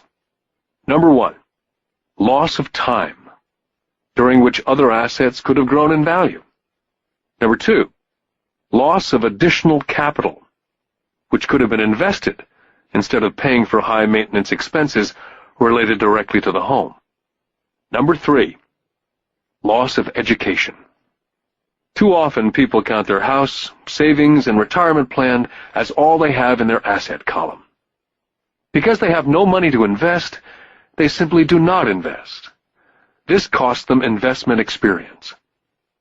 Most never become what the investment world calls a sophisticated investor.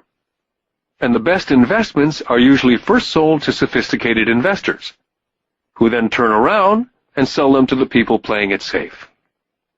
My educated dad's personal financial statement best demonstrates the life of someone in the rat race. His expenses seem to always keep up with his income, never allowing him to invest in assets. As a result, his liabilities, such as his mortgage and credit card debts, are larger than his assets. My rich dad's personal financial statement, on the other hand, reflects the results of a life dedicated to investing and minimizing liabilities. His assets greatly exceed his liabilities. A review of my rich dad's financial statement is why the rich get richer. The asset column generates more than enough income to cover expenses, with the balance reinvested into the asset column. The asset column continues to grow, and therefore, the income it produces grows with it. The result being, the rich get richer. The middle class finds itself in a constant state of financial struggle. Their primary income is through wages, and as their wages increase, so do their taxes. Their expenses tend to increase in equal increments as their wages increase, hence the phrase, the rat race. They treat their home as their primary asset instead of investing in income-producing assets. Remember, the most important rule is to know the difference between an asset and a liability. Once you understand the difference, concentrate your efforts on only buying income-generating assets. That's the best way to get started on a path to becoming rich. Keep doing that, and your asset column will grow. Focus on keeping liabilities and expenses down. This will make more money available to continue pouring into the asset column. This pattern of treating your home as an investment, and the philosophy that a pay raise means you can buy a larger home or spend more, is the foundation of today's debt-ridden society. This process of increased spending throws families into greater debt and into more financial uncertainty, even though they may be advancing in their jobs and receiving pay raises on a regular basis. This is high-risk living caused by weak financial education. As an employee who's also a homeowner, your working efforts are generally as follows. You work for someone else. Most people, working for a paycheck, are making the owner or the shareholders richer. Your efforts and success will help provide for the owner's success and retirement. Next, you work for the government. The government takes its share from your paycheck before you even see it. By working harder, you simply increase the amount of taxes taken by the government. Most people work from January to May just for the government. And finally, you work for the bank. After taxes, your next largest expense is usually your mortgage and credit card debt. The problem with simply working harder is that each of these three levels takes a greater share of your increased efforts. You need to learn how to have your increased efforts benefit you and your family directly. Once you've decided to concentrate on minding your own business, how do you set your goals?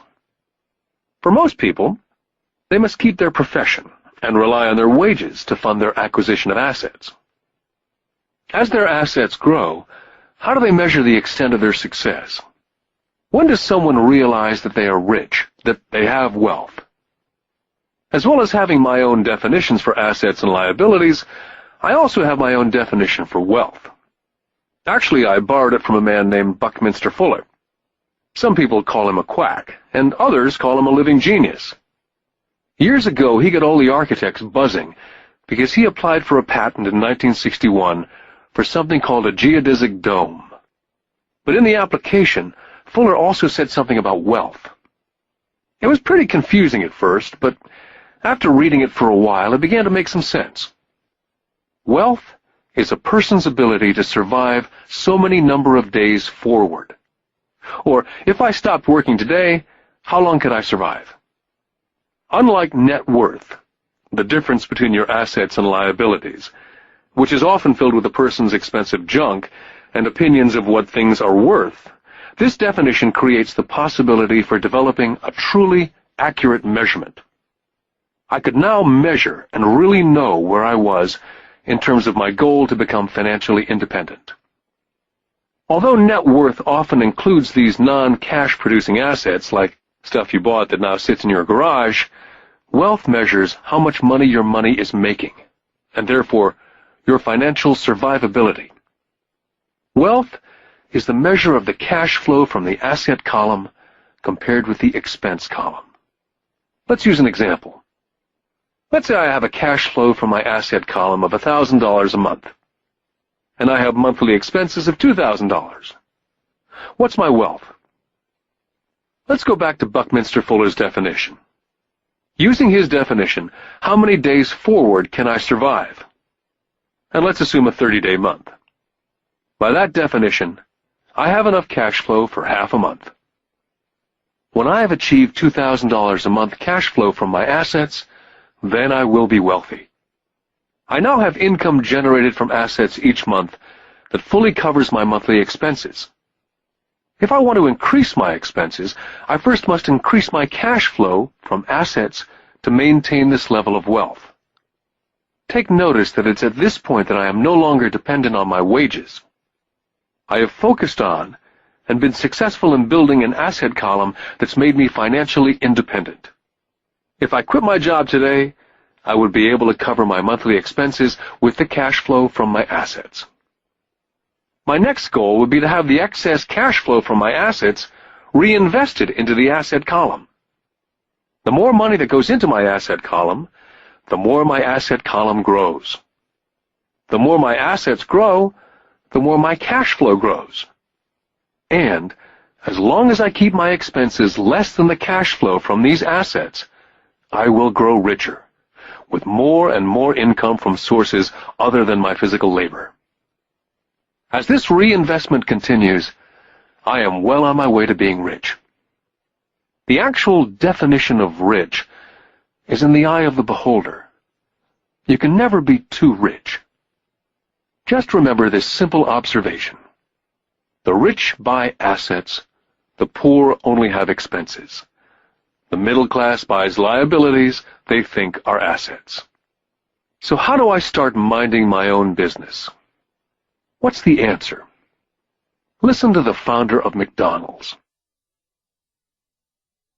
Lesson 3. Mind your own business.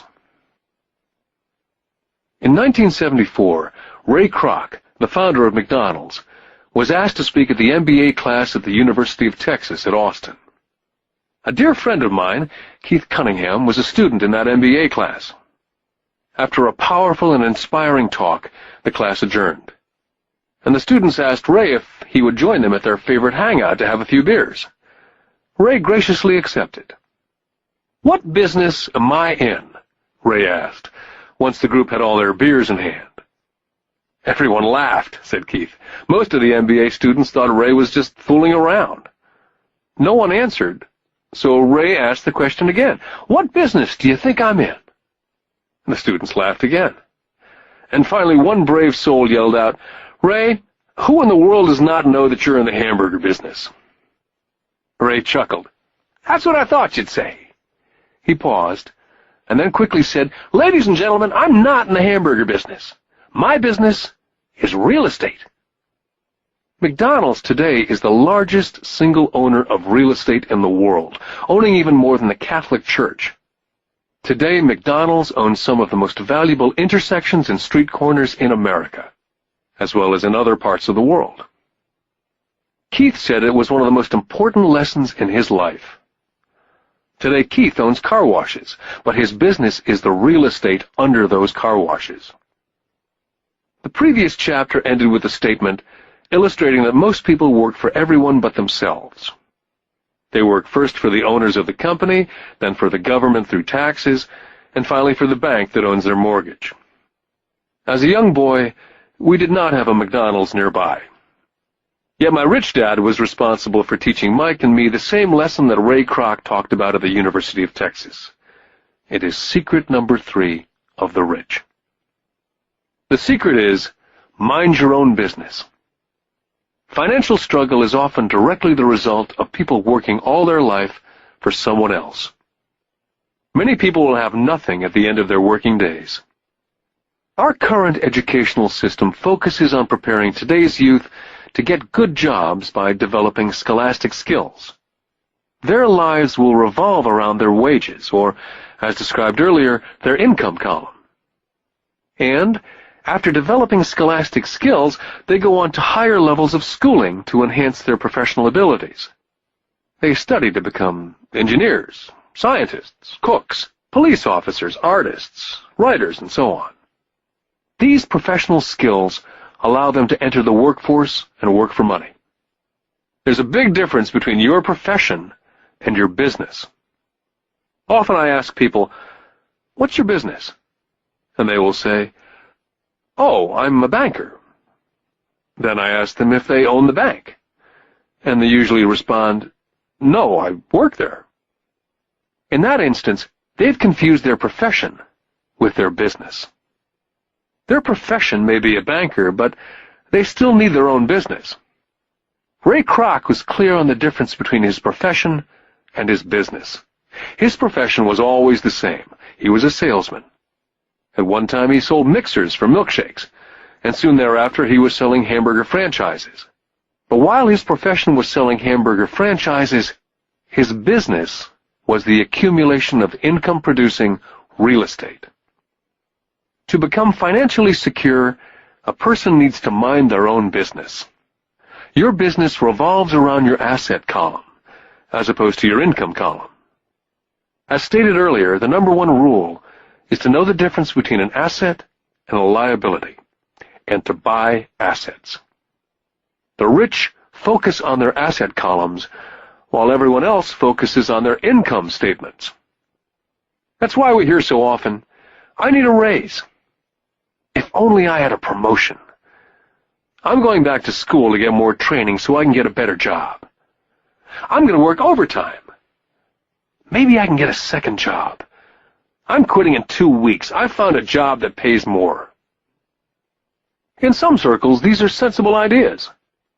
Yet if you listen to Ray Kroc, you're still not minding your own business.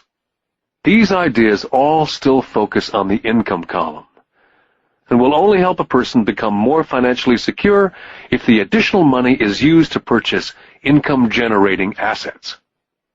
The primary reason the majority of the poor and middle class are fiscally conservative, which means I can't afford to take risks, is that they have no financial foundation. They have to cling to their jobs. They have to play it safe. When downsizing became the in thing to do, millions of workers found out that their largest so-called asset, their home, was eating them alive. Their asset, called a house, still cost them money every month.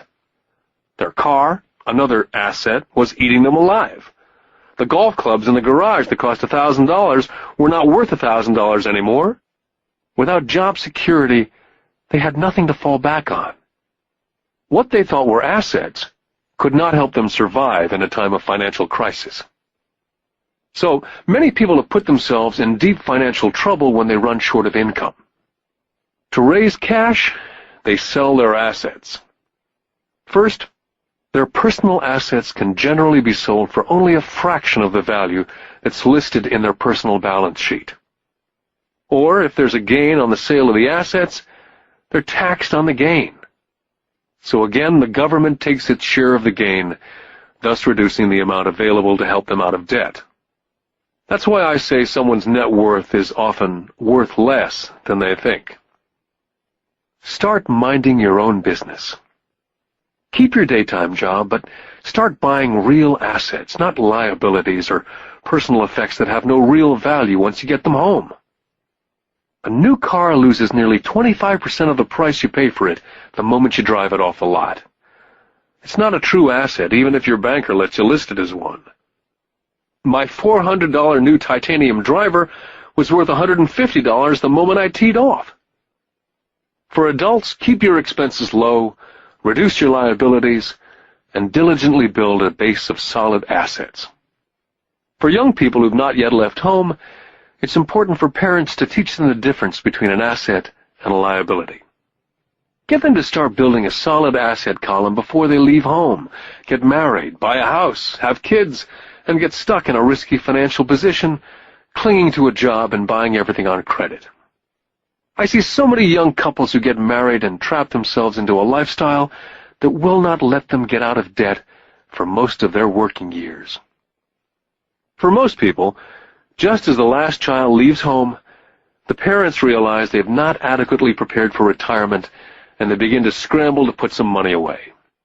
Then their own parents become ill, and they find themselves with new responsibilities. So, what kind of assets am I suggesting that you or your children acquire? In my world, real assets fall into several different categories. First, businesses that do not require my presence. I own them, but they're managed or run by other people. If I have to work there, it's not a business. It becomes my job. Then come categories such as stocks, bonds, mutual funds, income-generating real estate, notes or IOUs, royalties from intellectual property such as music, scripts, patents, and finally anything else that has value, produces income, or appreciates and has a ready market. As a young boy, my educated dad encouraged me to find a safe job. My rich dad, on the other hand, encouraged me to begin acquiring assets that I loved. If you don't love it, you won't take care of it. I collect real estate simply because I love buildings and land. I love shopping for them. I could look at them all day long. When problems arise, the problems are not so bad that it changes my love for real estate. For people who hate real estate, they shouldn't buy it. I love stocks of small companies, especially startups. The reason is that I am an entrepreneur, not a corporate person. In my early years, I worked in large organizations, such as Standard Oil of California, the U.S. Marine Corps, and Xerox Corporation. I enjoyed my time with those organizations and have fond memories, but I know deep down I'm not a company man. I like starting companies, not running them. So my stock buys are usually of small companies, and sometimes I even start the company and take it public. Fortunes are made in new stock issues, and I love the game. Many people are afraid of small-cap companies and call them risky, and they are. But risk is always diminished if you love what the investment is, understand it, and know the game. For years, even while I was with the Marine Corps and Xerox, I did what my rich dad recommended. I kept my daytime job, but I still minded my own business. I was active in my asset column. I traded real estate and small stocks. Rich Dad always stressed the importance of financial literacy. The better I was at understanding the accounting and cash management, the better I would be at analyzing investments and eventually starting and building my own company. I would not encourage anyone to start a company unless they really want to. Knowing what I know about running a company, I would not wish that task on anyone. There are times when people cannot find employment where starting a company is a solution for them. The odds are against success. 9 out of 10 companies fail in 5 years. Of those that survive the first 5 years, 9 out of every 10 of those eventually fail as well. So only if you really have the desire to own your own company do I recommend it. Otherwise, keep your daytime job and mind your own business. When I say mind your own business, I mean to build and keep your asset column strong. Once a dollar goes into it, never let it come out. Think of it this way. Once a dollar goes into your asset column, it becomes your employee. The best thing about money is that it works 24 hours a day and can work for generations. Keep your daytime job, be a great hard-working employee, but keep building that asset column. As your cash flow grows, you can buy some luxuries. An important distinction is that rich people buy luxuries last, while the poor and middle class tend to buy luxuries first. The poor and middle class often buy luxury items such as big houses, diamonds, furs, jewelry, or boats because they want to look rich. They look rich, but in reality they just get deeper in debt on credit. The old money people, the long-term rich, built their asset column first. Then the income generated from the asset column bought their luxuries. The poor and middle class buy luxuries with their own sweat, blood, and children's inheritance. A true luxury is a reward for investing in and developing a real asset. For example, when my wife and I had extra money coming from our apartment houses, she went out and bought her Mercedes. It didn't take any extra work or risk on her part, because the apartment house bought the car. She did, however, have to wait for it for 4 years while the real estate investment portfolio grew and finally began throwing off enough extra cash flow to pay for the car. But the luxury, the Mercedes, was a true reward because she had proved she knew how to grow her asset column. That car now means a lot more to her than simply another pretty car. It means she used her financial intelligence to afford it. What most people do is they impulsively go out and buy a new car or some other luxury on credit. They may feel bored and just want a new toy. Buying a luxury on credit often causes a person to sooner or later actually resent that luxury because the debt on the luxury becomes a financial burden.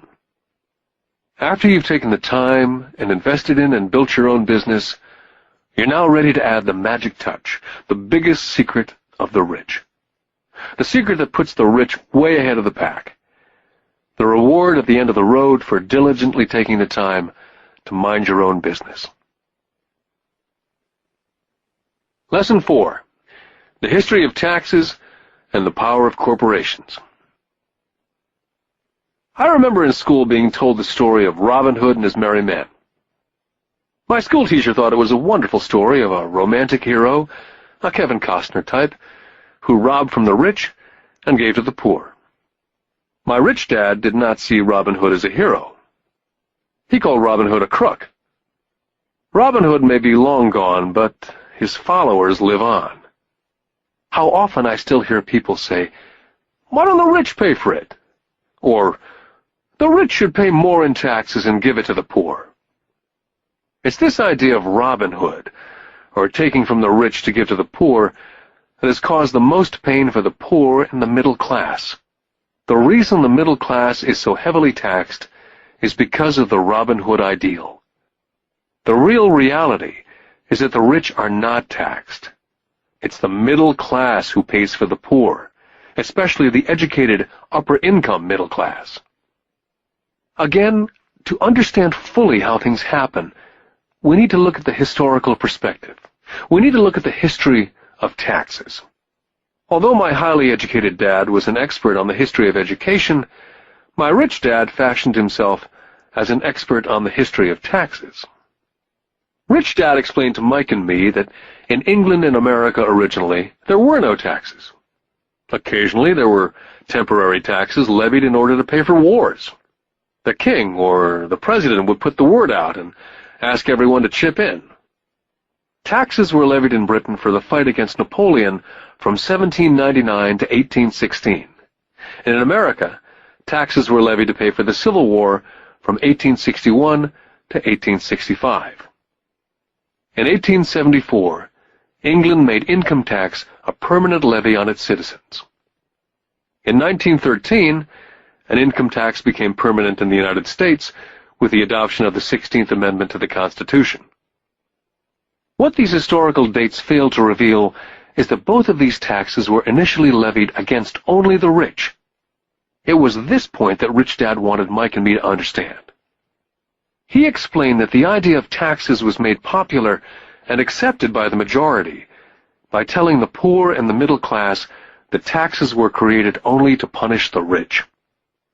This is how the masses voted for the law, and it became constitutionally legal. Although it was intended to punish the rich, in reality it wound up punishing the very people who voted for it, the poor and the middle class. Once government got a taste of money, the appetite grew, said Rich Dad. Your dad and I are exactly opposite. He's a government bureaucrat, and I'm a capitalist. We get paid, and our success is measured on opposite behaviors. He gets paid to spend money and hire people. The more he spends and the more people he hires, the larger his organization becomes. In the government, the larger his organization, the more he's respected. On the other hand, within my organization, the fewer people I hire and the less money I spend, the more I'm respected by my investors. That's why I don't like government people. They have different objectives from most business people. As the government grows, more and more tax dollars will be needed to support it. As I said, the passage of taxes was only possible because the masses believed in the Robin Hood theory of economics, which was to take from the rich and give to everyone else. The problem was that the government's appetite for money was so great that taxes soon needed to be levied on the middle class, and from there it kept trickling down. The rich, on the other hand, saw an opportunity. They did not play by the same set of rules. As I've stated, the rich already knew about corporations, which became popular in the days of sailing ships. The rich created the corporation as a vehicle to limit their risk to the assets of each voyage. The rich put their money into a corporation to finance the voyage. The corporation would then hire a crew to sail to the New World to look for treasures. If the ship was lost, the crew lost their lives, but the loss to the rich would be limited only to the money they invested for that particular voyage.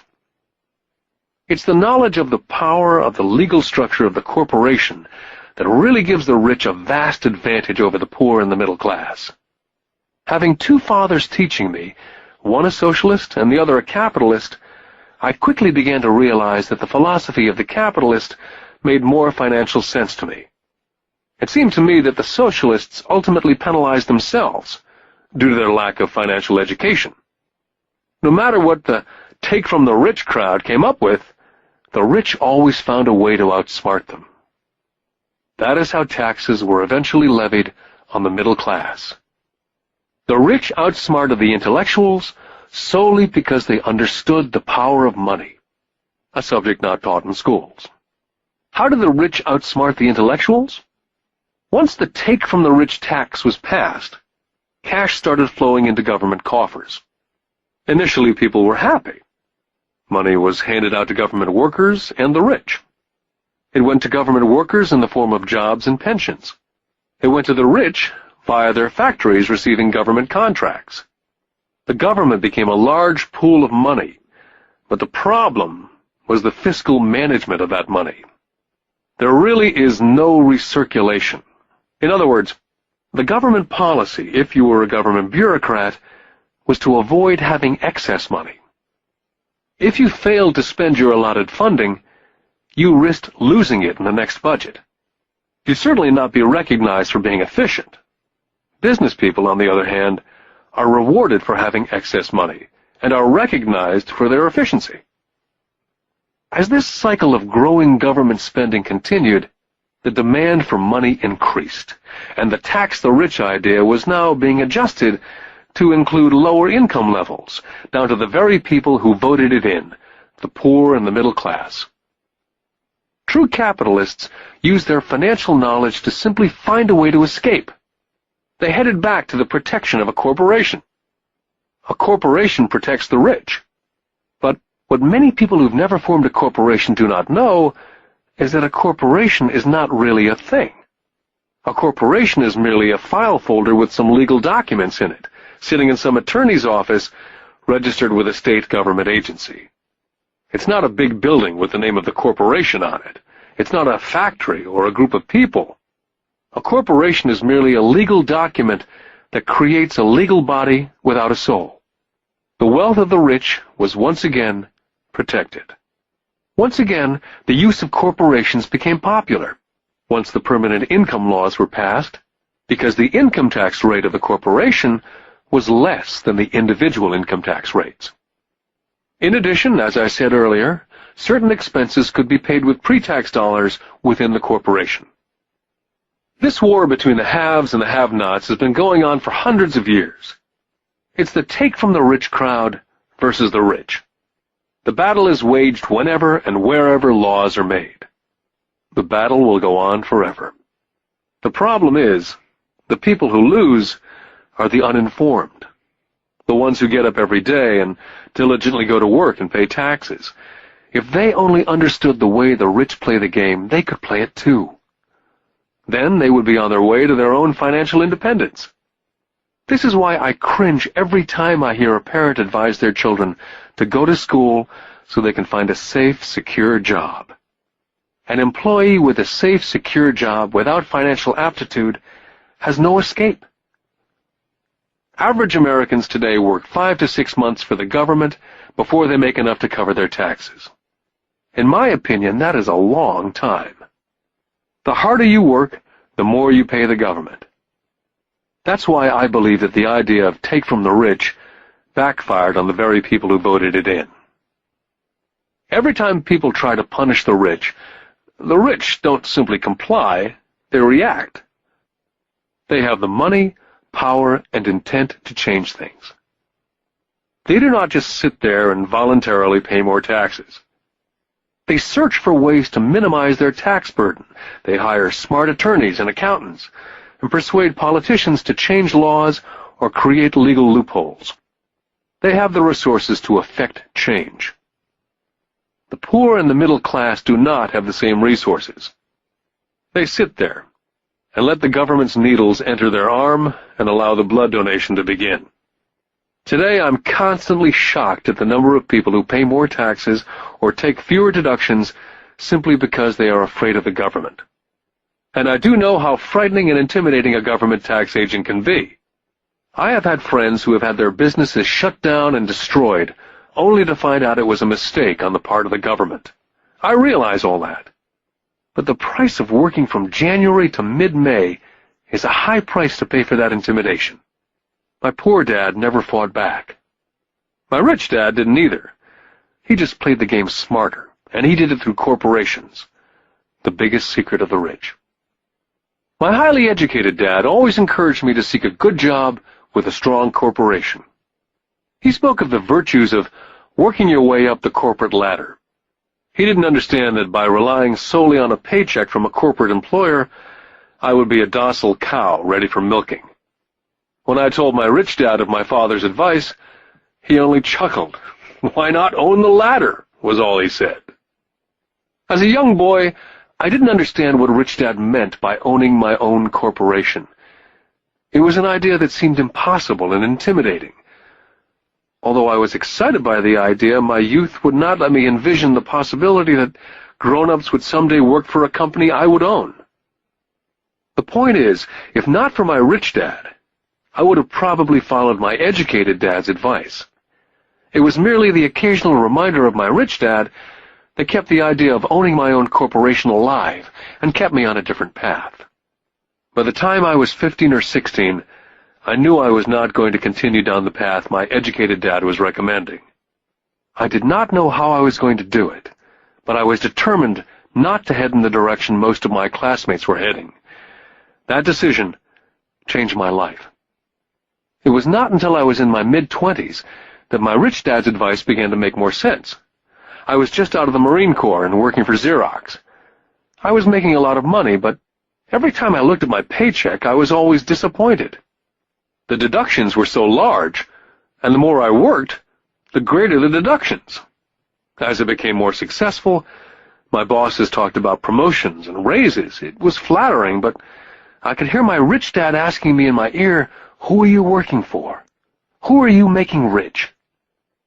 In 1974, while still an employee for Xerox, I formed my first corporation and began minding my own business. There were already a few assets in my asset column, but now I was determined to focus on making it bigger. Those paychecks with all the deductions made all the years of my rich dad's advice make total sense. I could see the future if I followed my educated dad's advice. Many employers feel that advising their workers to mind their own business is bad for business. I'm sure it can be for certain individuals, but for me, focusing on my own business, developing assets, made me a better employee. I now had a purpose. I came in early and worked diligently, amassing as much money as possible so I could begin investing in real estate. Hawaii was just set to boom, and there were fortunes to be made. The more I realized we were in the beginning stages of a boom, the more Xerox machines I sold. The more I sold, the more money I made, and of course, the more deductions there were from my paycheck. It was inspiring. I wanted out of the trap of being an employee so badly that I worked harder, not less. By 1978, I was consistently one of the top 5 salespeople in sales, often number 1. I badly wanted out of the rat race. In less than 3 years, I was making more in my own little corporation, which was a real estate holding company, than I was making at Xerox. And the money I was making in my asset column in my own corporation was money working for me, not me pounding on doors selling copiers. My rich dad's advice made much more sense. Soon the cash flow from my properties was so strong that my company bought me my first Porsche. My fellow Xerox salespeople thought I was spending my commissions. I wasn't. I was investing my commissions in assets. My money was working hard to make more money. Each dollar in my asset column was a great employee, working hard to make more employees and buy the boss a new Porsche with before-tax dollars. I began to work harder for Xerox. The plan was working, and my Porsche was the proof. By using the lessons I learned from my rich dad, I was able to get out of the proverbial rat race of being an employee at an early age. It was made possible because of the strong financial knowledge I'd acquired through these lessons. Without this financial knowledge, which I call my financial IQ, my road to financial independence would have been much more difficult. I now teach others through financial seminars in the hope that I may share my knowledge with them. Whenever I do my talks, I remind people that financial IQ is made up of knowledge from 4 broad areas of expertise. The first area is accounting, what I call financial literacy, a vital skill if you want to build an empire.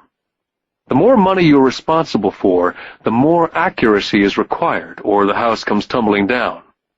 This is the left brain side, or the details. Financial literacy is the ability to read and understand financial statements.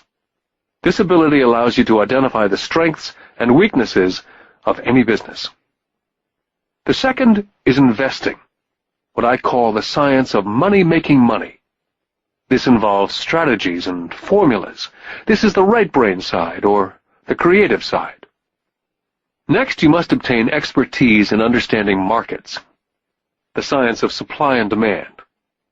There's a need to know the technical aspects of the market, which is emotion-driven. The Tickle Me Elmo doll during Christmas 1996 is a case of technical or emotion-driven market. The other market factor is the fundamental or the economic sense of an investment. Does an investment make sense, or does it not make sense based on the current market conditions? Finally, you must understand the law. For instance, utilizing a corporation wrapped around the technical skills of accounting, investing, and markets can aid explosive growth. An individual with the knowledge of the tax advantages and protection provided by a corporation can get rich so much faster than someone who's an employee or a small business sole proprietor. It's like the difference between someone walking and someone flying. The difference is profound when it comes to long-term wealth. A corporation can do so many things that an individual cannot, like pay for expenses before it pays taxes. That is a whole area of expertise that is so exciting, but not necessary to get into unless you have sizable assets or a business. Employees earn and get taxed, and they try to live on what's left. A corporation earns, spends everything it can, and is taxed on anything that's left. It's one of the biggest legal tax loopholes that the rich use. They're easy to set up and are not expensive if you own investments that are producing good cash flow. For example, by owning your own corporation, car payments, insurance, repairs are company expenses. Most restaurant meals are partial expenses, and on and on. All are paid for legally with pre-tax dollars. Lesson 5. The rich invent money. I've been teaching professionally since 1984. It's been a great experience and rewarding. It's also a disturbing profession, for I've taught thousands of individuals, and I see one thing in common in all of us, myself included. We all have tremendous potential, and we are all blessed with gifts. Yet the one thing that holds all of us back is some degree of self-doubt. It's not so much the lack of technical information that holds us back, but more the lack of self-confidence. Some are more affected than others. Once we leave school, most of us know that it's not as much a matter of college degrees or good grades that count. In the real world, outside of academics, something more than just grades is required. I've heard it called guts, chutzpah, balls, audacity, bravado, cunning, daring, tenacity, and brilliance. This factor, whatever it's labeled, ultimately decides one's future much more than school grades. Inside each of us is one of these brave, brilliant, and daring characters. There's also the flip side of that character. People who could get down on their knees and beg if necessary.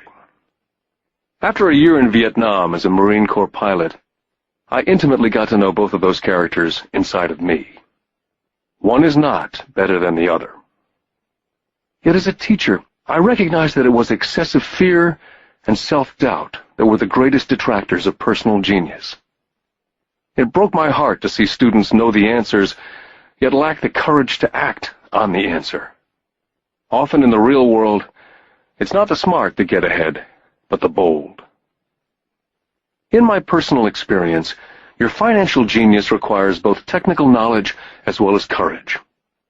If fear is too strong, the genius is suppressed. In my classes, I strongly urge students to learn to take risks, to be bold, to let their genius convert that fear into power and brilliance. It works for some and just terrifies others. I've come to realize that for most people, when it comes to the subject of money, they would rather play it safe. I've had to field questions such as, why take risks? Why should I bother developing my financial IQ? Why should I become financially literate? And I answer, just to have more options. There are huge changes up ahead. There will be 100 people like Bill Gates, and hugely successful companies like Microsoft created every year, all over the world. And there also will be many more bankruptcies, layoffs, and downsizing. So why bother developing your financial IQ? Because if you do, you will prosper greatly. And if you don't, this period of time will be a frightening one. Land was wealth 300 years ago. So the person who owned the land owned the wealth. Then it was factories and production. And America rose to dominance. The industrialist owned the wealth. Today, it's information. And the person who has the most timely information owns the wealth. The problem is, information flies all around the world at the speed of light. The new wealth cannot be contained by boundaries and borders as lands and factories were. The changes will be faster and more dramatic. There will be a dramatic increase in the number of new multimillionaires. There also will be those who are left behind. Today I find so many people struggling, often working harder, simply because they cling to old ideas. They want things to be the way they were. They resist change. I know people who are losing their jobs or their houses, and they blame technology or the economy or their boss. Sadly, they fail to realize that they might be the problem. Old ideas are their biggest liability. It's a liability simply because they fail to realize that while that idea or way of doing something was an asset yesterday, yesterday is gone. One afternoon I was teaching investing, using a game I'd invented, cash flow, as a teaching tool. A friend had brought someone along to attend the class. This friend of a friend was recently divorced, had been badly burned in the divorce settlement, and was now searching for some answers. Her friend thought the class might help. The game was designed to help people learn how money works. In playing the game, they learn about the interaction of the income statement with the balance sheet. They learn how cash flows between the two, and how the road to wealth is through striving to increase your monthly cash flow from the asset column to the point that it exceeds your monthly expenses. Once you accomplish this, you're able to get out of the rat race and onto the fast track. As I've said, some people hate the game, some love it, and others miss the point. This woman missed a valuable opportunity to learn something. In the opening round, she drew a doodad card with the boat on it. At first she was happy. Oh, I've got the boat! Then, as her friend tried to explain how the numbers worked on her income statement and balance sheet, she got frustrated because she had never liked math. The rest of her table waited while her friend continued explaining the relationship between the income statement, balance sheet, and monthly cash flow. Suddenly, when she realized how the numbers worked, it dawned on her that her boat was eating her alive. Later on in the game, she was also downsized and had a child. It was a horrible game for her. After the class, her friend came by and told me that she was upset. She'd come to the class to learn about investing and did not like the idea that it took so long to play a silly game. Her friend attempted to tell her to look within herself, to see if the game reflected on herself in any way. With that suggestion, the woman demanded her money back. She said that the very idea that a game could be a reflection of her was ridiculous. Her money was promptly refunded, and she left. Since 1984, I have made millions simply by doing what the school system does not. In school, most teachers lecture. I hated lectures as a student. I was soon bored, and my mind would drift. In 1984, I began teaching via games and simulations. I always encouraged adult students to look at games as reflecting back to what they know and what they needed to learn. Most importantly, a game reflects back on one's behavior. It's an instant feedback system. Instead of the teacher lecturing you, the game is feeding back a personalized lecture, custom-made just for you. The friend of the woman who left later called to give me an update. She said her friend was fine and had calmed down. In her cooling-off period, she could see some relationships between the game and her life. Just like a board game, the world is always providing us with instant feedback. We could learn a lot if we tuned in more. One day, not long ago, I complained to my wife that the cleaners must have shrunk my pants. My wife gently smiled and poked me in the stomach to inform me that the pants had not shrunk. Something else had expanded. Me. The game Cash Flow was designed to give every player personal feedback. The purpose is to give you options. If you draw the boat card and it puts you into debt, the question is, now what can you do? How many different financial options can you come up with? That's the purpose of the game. To teach players to think and create new and various financial options. I've watched this game played by more than 1,000 people. The people who get out of the rat race in the game the quickest are the people who understand numbers and have creative financial minds. They recognize different financial options. People who take the longest are people who aren't familiar with numbers and often do not understand the power of investing. Rich people are often creative and take calculated risks. There have been people playing Cash Flow who gain lots of money in the game, but they don't know what to do with it. Most of them have not been financially successful in real life either. Everyone else seems to be getting ahead of them, even though they have money. And that's true in real life. There are a lot of people who have a lot of money and do not get ahead financially.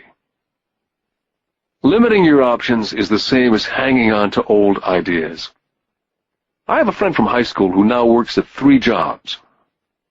20 years ago, he was the richest of all my classmates. When the local sugar plantation closed, the company he worked for went down with the plantation. In his mind, he had but one option, and that was the old option: work hard. The problem was, he couldn't find an equivalent job that recognized his seniority in the old company. As a result, he's overqualified for the jobs he currently has, so his salary is lower. He now works 3 jobs to earn enough to survive. I've watched people playing Cash Flow complaining that the right opportunity cards are not coming their way, so they sit there. I know people who do that in real life. They wait for the right opportunity. I've watched people get the right opportunity card and then not have enough money. Then they complain they would have gotten out of the rat race if they'd had more money. So they sit there. I know people in real life who do that also. They see all the great deals, but they have no money. And I have people pull a great opportunity card, read it out loud, and have no idea that it's a great opportunity. They have the money, the time is right, they have the card, but they can't see the opportunity staring at them. They fail to see how it fits into their financial plan for escaping the rat race. And I know more people like that than all the others combined. Most people have an opportunity of a lifetime flash right in front of them, and they fail to see it. A year later, they find out about it after everyone else got rich. Financial intelligence is simply having more options. If the opportunities aren't coming your way, what else can you do to improve your financial position? If an opportunity lands in your lap and you have no money and the bank won't talk to you, what else can you do to get the opportunity to work in your favor? If your hunch is wrong and what you've been counting on doesn't happen, how can you turn a lemon into millions? That is financial intelligence. It's not so much what happens, but how many different financial solutions you can think of to turn a lemon into millions. It's how creative you are in solving financial problems. Most people only know one solution: work hard, save, and borrow. So why would you want to increase your financial intelligence? Because you want to be the kind of person who creates your own luck. You can take whatever happens and make it better. Few people realize that luck is created, just as money is.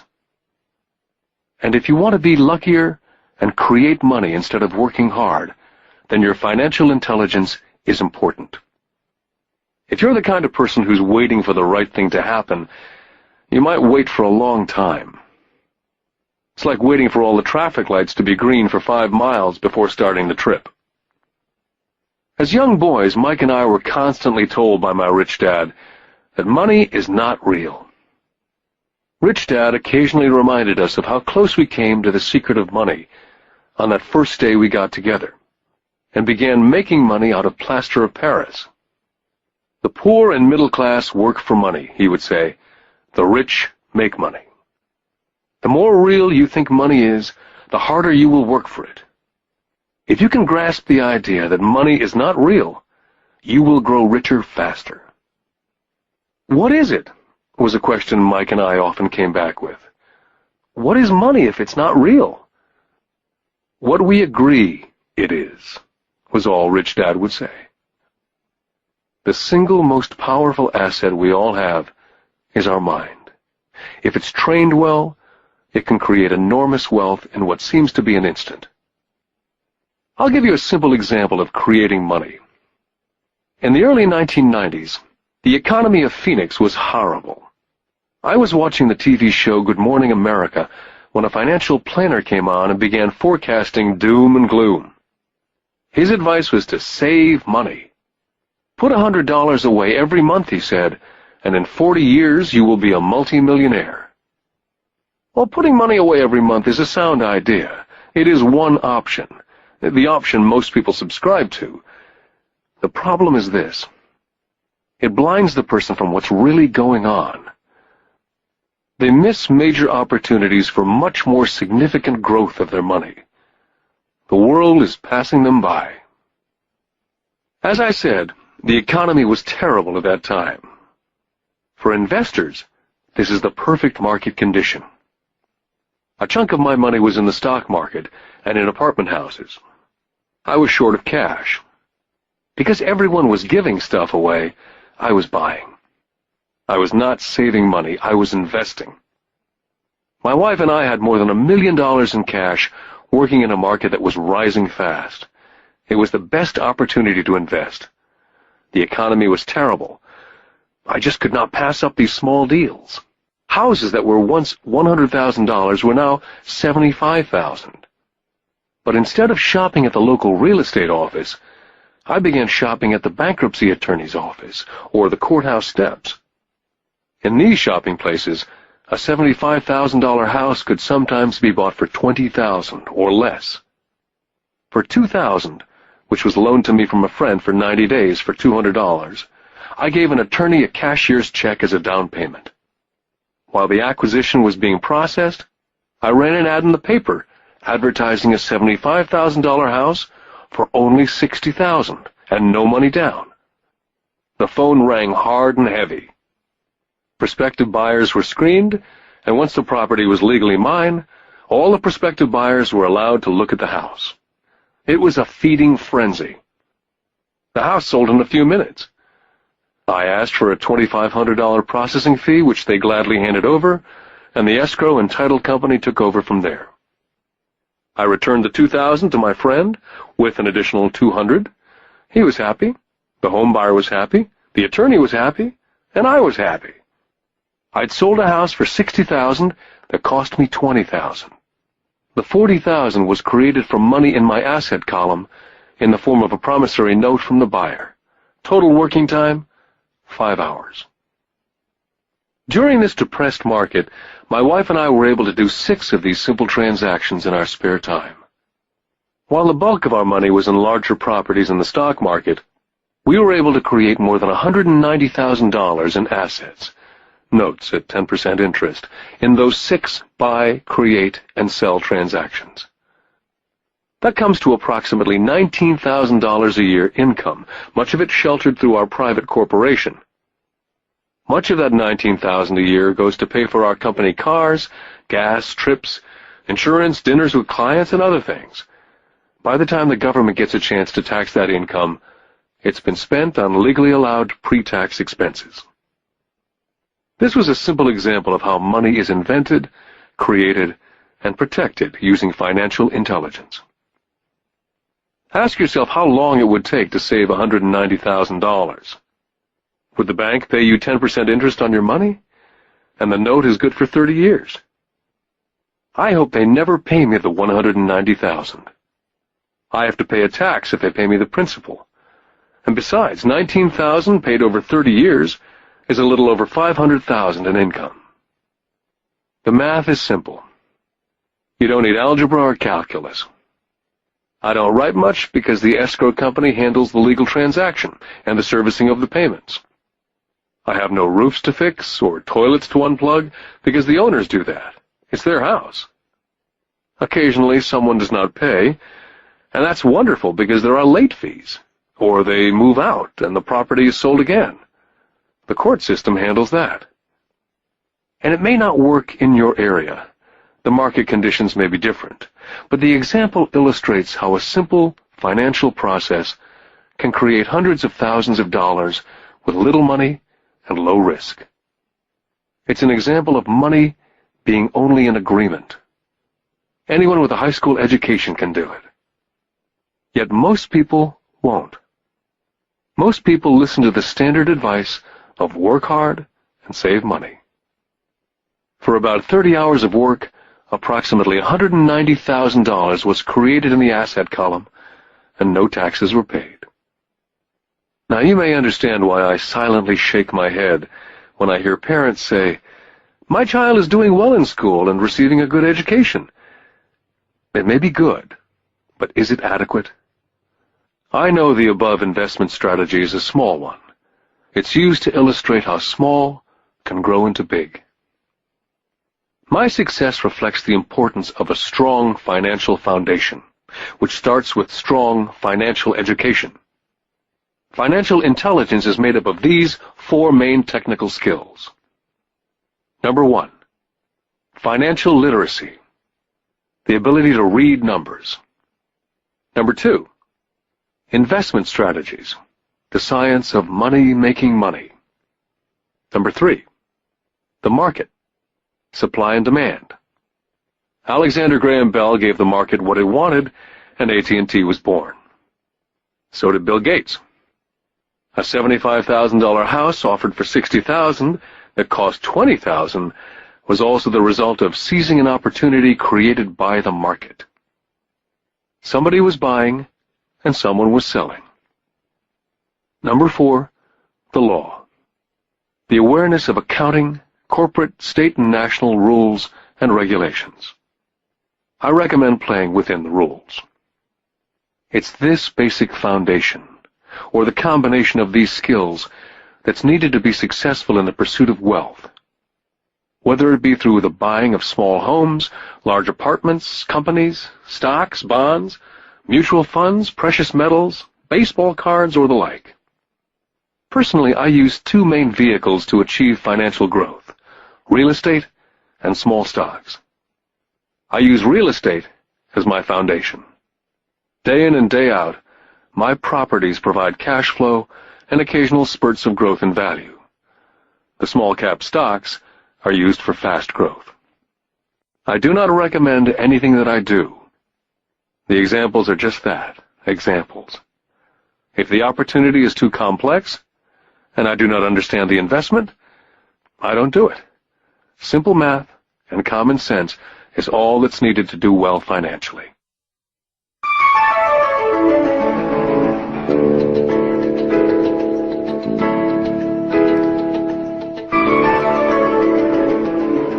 Lesson 6. Work to learn. Don't work for money. In 1995, I granted an interview with a newspaper in Singapore. The young female reporter was on time, and the interview got underway immediately. We sat in the lobby of a luxurious hotel, sipping coffee and discussing the purpose of my visit to Singapore. I was to share the platform with Zig Ziglar. He was speaking on motivation, and I was speaking on the secrets of the rich. "Someday I'd like to be a best-selling author like you," she said. I'd seen some of the articles she'd written for the paper, and I was impressed. She had a tough, clear style of writing. Her articles held a reader's interest. "You have a great style," I said in reply. "What holds you back from achieving your dream?" "My work doesn't seem to go anywhere," she said quietly. "Everyone says that my novels are excellent, but nothing happens, so I keep my job with the paper. At least it pays the bills." "Do you have any suggestions?" "Yes, I do," I said brightly. "A friend of mine here in Singapore runs a school that trains people to sell. He runs sales training courses for many of the top corporations here in Singapore. And I think attending one of his courses would greatly enhance your career." She stiffened. "Are you saying that I should go to school to learn to sell?" I nodded. "I have a master's degree in English literature. Why would I go to school to learn to be a salesperson? I'm a professional." She was now packing her briefcase forcibly. The interview was over. On the coffee table sat a copy of my first book. I picked it up as well as the notes that she jotted down in her legal pad. "Do you see this?" I said, pointing to her notes. She looked down at her notes. "What?" she said, confused. Again, I pointed deliberately to her notes. On her pad, she'd written, "Robert Kiyosaki, best-selling author." It says, best-selling author, not best-writing author. Her eyes widened immediately. "I'm a terrible writer. You're a great writer. I went to sales school. You have a master's degree. Put them together and you get a best-selling author and a best-writing author." Anger flared from her eyes. "I'll never stoop so low as to learn how to sell. People like you have no business writing. I'm a professionally trained writer, and you're a salesman. It's not fair." The rest of her notes were put away, and she hurried out through the large glass doors into the humid Singapore morning. At least she gave me a fair and favorable write-up the next morning. The world is filled with smart, talented, educated, and gifted people. We meet them every day. They're all around us. I'm constantly shocked at how little talented people earn. I heard the other day that less than 5% of Americans earn more than $100,000 a year. I've met brilliant, highly educated people who earn less than $20,000 a year. A business consultant who specializes in the medical trade was telling me how many doctors, dentists, and chiropractors struggle financially. All this time, I thought that when they graduated, the dollars would pour in. It was this business consultant who gave me the phrase, "They are one skill away from great wealth." What this phrase means is that most people need only to learn and master one more skill, and their income would jump exponentially. I have mentioned before that financial intelligence is a synergy of accounting, investing, marketing, and law. Combine these 4 technical skills, and making money with money is easier. When it comes to money, the only skill most people know is to work hard. The classic example of a synergy of skills was that young writer for the newspaper. If she diligently learned the skills of sales and marketing, her income would jump dramatically. If I were her, I would take some courses in advertising, copywriting, as well as sales. Then instead of working at the newspaper, I would seek a job at an advertising agency. Even if it were a cut in pay, She'd learn how to communicate in shortcuts that are used in successful advertising. She also would spend time learning public relations, an important skill. She would learn how to get millions in free publicity. Then at night and on weekends, she could be writing her great novel. When it was finished, she'd be better able to sell her book. Then in a short while, she could be a best-selling author. When I graduated from the U.S. Merchant Marine Academy in 1969, my educated dad was happy.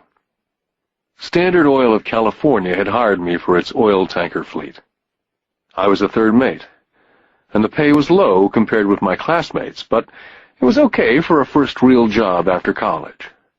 My starting pay was about $42,000 a year, including overtime, and I only had to work for 7 months. I had 5 months of vacation. If I'd wanted to, I could have taken the run to Vietnam with a subsidiary shipping company and easily doubled my pay instead of taking the 5 months vacation. I had a great career ahead of me, yet I resigned after 6 months with the company and joined the Marine Corps to learn how to fly. My educated dad was devastated. Rich Dad congratulated me. In school and in the workplace, the popular opinion is the idea of specialization. That is, in order to make more money or get promoted, you need to specialize. That is why medical doctors immediately begin to seek a specialty, such as orthopedics or pediatrics. The same is true for accountants, architects, lawyers, pilots, and others. My educated dad believed in the same dogma. That's why he was thrilled when he eventually achieved his doctorate. He often admitted that schools reward people who study more and more about less and less. Rich Dad encouraged me to do exactly the opposite. You want to know a little about a lot, was his suggestion. That's why for years I worked in different areas of his companies. For a while I worked in his accounting department. Although I would probably never have been an accountant, he wanted me to learn via osmosis. Rich Dad knew I would pick up jargon and a sense of what's important and what's not. I also worked as a busboy and construction worker, as well as in sales, reservations, and marketing. He was grooming Mike and me. That's why he insisted we sit in on the meetings with his bankers, lawyers, accountants, and brokers. He wanted us to know a little about every aspect of his empire. Educated Dad thought I went to school to learn to be a ship's officer. Rich Dad knew that I went to school to study international trade. So as a student, I made cargo runs navigating large freighters, oil tankers, and passenger ships to the Far East and the South Pacific. Rich Dad emphasized that I stay in the Pacific instead of taking ships to Europe, because he knew that the emerging nations were in Asia, not Europe. While most of my classmates, including Mike, were partying at their fraternity houses, I was studying trade, people, business styles and cultures in Japan, Taiwan, Thailand, Singapore, Hong Kong, Vietnam, Korea, Tahiti, Samoa, and the Philippines. I also was partying, but it was not in any frat house. I grew up rapidly. Educated Dad could not understand why I decided to quit and join the Marine Corps. I told him I wanted to learn to fly, but really I wanted to learn to lead troops. Rich Dad explained to me that the hardest part of running a company is managing people. He'd spent 3 years in the Army. My educated dad was draft exempt. Rich Dad told me of the value of learning to lead men into dangerous situations. Leadership is what you need to learn next, he said. If you're not a good leader, you'll get shot in the back, just like they do in business. Returning from Vietnam in 1973, I resigned my commission, even though I loved flying. I found a job with Xerox Corporation. I joined it for one reason, and it was not for the benefits. I was a shy person, and the thought of selling was the most frightening subject in the world. Xerox is one of the best sales training programs in America. Rich Dad was proud of me. My educated dad was ashamed. Being an intellectual, he thought that salespeople were below him. I worked with Xerox for 4 years, until I overcame my fear of knocking on doors and being rejected. Once I could consistently be in the top 5 in sales, I again resigned and moved on, leaving behind another great career with an excellent company. In 1977, I formed my first company. Rich Dad had groomed Mike and me to take over companies, so I now had to learn to form them and put them together. My first product, the nylon and Velcro wallet, was manufactured in the Far East and shipped to a warehouse in New York, near where I had gone to school. My formal education was complete, and it was time to test my wings. If I failed, I went broke. Rich Dad thought it best to go broke before 30. You still have time to recover, was his advice. On the eve of my 30th birthday, my first shipment left Korea for New York. Today I still do business internationally, and as my rich dad encouraged me to do, I keep seeking the emerging nations.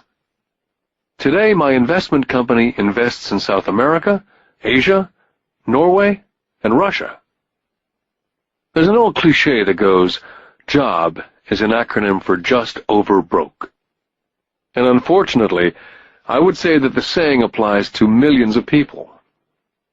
Because school does not think financial intelligence is an intelligence, most workers live within their means. They work and they pay bills. There's another horrible management theory that goes, workers work hard enough to not be fired, and owners pay just enough so that workers won't quit. And if you look at the pay scales of most companies, again I would say there is a degree of truth in that statement. The net result is that most workers never get ahead. They do what they've been taught to do. Get a secure job. Most workers focus on working for pay and benefits that reward them in the short term, but is often disastrous in the long run. Instead, I recommend to young people to seek work for what they will learn more than what they will earn. Look down the road at what skills they want to acquire before choosing a specific profession, and before getting trapped in the rat race. When I speak to adults who want to earn more money, I always recommend the same thing. I suggest taking a long view of their life. Instead of simply working for the money and security, which I admit are important, I suggest they take a second job that will teach them a second skill. Often I recommend joining a network marketing company, also called multi-level marketing, if they want to learn sales skills. Some of these companies have excellent training programs that help people get over their fear of failure and rejection, which are the main reasons people are unsuccessful. Education is more valuable than money in the long run. When I ask the classes I teach, how many of you can cook a better hamburger than McDonald's? Almost all of the students raise their hands. I then ask, so if most of you can cook a better hamburger, how come McDonald's makes more money than you? The answer is obvious. McDonald's is excellent at business systems. The reason so many talented people are poor is because they focus on building a better hamburger and know little to nothing about business systems. A friend of mine in Hawaii is a great artist. He makes a sizable amount of money. One day his mother's attorney called to tell him that she had left him $35,000. That is what was left of her estate after the attorney and the government took their shares. Immediately he saw an opportunity to increase his business by using some of this money to advertise. 2 months later, his first 4-color full-page ad appeared in an expensive magazine that targeted the very rich. The ad ran for 3 months. He received no replies from the ad, and all of his inheritance is now gone. He now wants to sue the magazine for misrepresentation. This is a common case of someone who can build a beautiful hamburger but knows little about business. When I asked him what he'd learned, his only reply was that advertising salespeople are crooks. I then asked him if he'd be willing to take a course in sales and a course in direct marketing. His reply, I don't have the time, and I don't want to waste my money. The world is filled with talented poor people. All too often they're poor or struggle financially, or earn less than they're capable of, not because of what they know, but because of what they do not know. They focus on perfecting their skills at building a better hamburger rather than the skills of selling and delivering the hamburger. Maybe McDonald's does not make the best hamburger, but they are the best at selling and delivering a basic average burger. Poor Dad wanted me to specialize. That was his view on how to be paid more. Rich Dad advised that Mike and I groom ourselves. Many corporations do the same thing. They find a young, bright student out of business school and begin grooming that person to someday take over the company. So these bright young employees do not specialize in one department. They're moved from department to department to learn all the aspects of business systems. The rich often groom their children or the children of others. By doing so, their children gain an overall knowledge of the operations of the business and how the various departments interrelate. For the World War II generation, it was considered bad to skip from company to company. Today, it's considered smart. Since people will skip from company to company rather than seek greater specialization, why not seek to learn more than earn? In the short term, it may earn you less. In the long term, it will pay off in large dividends. The main management skills needed for success are the management of cash flow, the management of systems, including yourself and time with family, and the management of people. The most important specialized skills are sales and understanding marketing. It's the ability to sell, therefore to communicate to another human being, be it a customer, employee, boss, spouse, or child, that is the base skill of personal success. It is communication skills such as writing, speaking, and negotiating that are crucial to a life of success. It's a skill that I work on constantly, attending courses or buying educational tapes to expand my knowledge. Rich Dad encouraged Mike and me to know a little about a lot. He encouraged us to work with people smarter than we were, and to bring smart people together to work as a team. Today it would be called a synergy of professional specialties. Today I meet ex-school teachers earning hundreds of thousands of dollars a year. They earn that much because they have specialized skills in their field, as well as other skills. They can teach as well as sell and market. I know of no other skills to be more important than selling as well as marketing. The skills of selling and marketing are difficult for most people, primarily due to their fear of rejection. The better you are at communicating, negotiating, and handling your fear of rejection, the easier life is. Just as I advise that newspaper writer who wanted to become a best-selling author, I advise anyone else today. Being technically specialized has its strengths as well as its weaknesses. I have friends who are geniuses, but they cannot communicate effectively with other human beings. And as a result, their earnings are pitiful. I advise them to just spend a year learning to sell. And even if they earn nothing, their communication skills will improve. And that is priceless. Getting started. I wish I could say acquiring wealth was easy for me, but it wasn't. So in response to the question, how do I start, I offer the thought process I go through on a day-by-day basis. It really is easy to find great deals. I promise you that. It's just like riding a bike. After a little wobbling, it's a piece of cake. But when it comes to money, it's the determination to get through the wobbling that's a personal thing.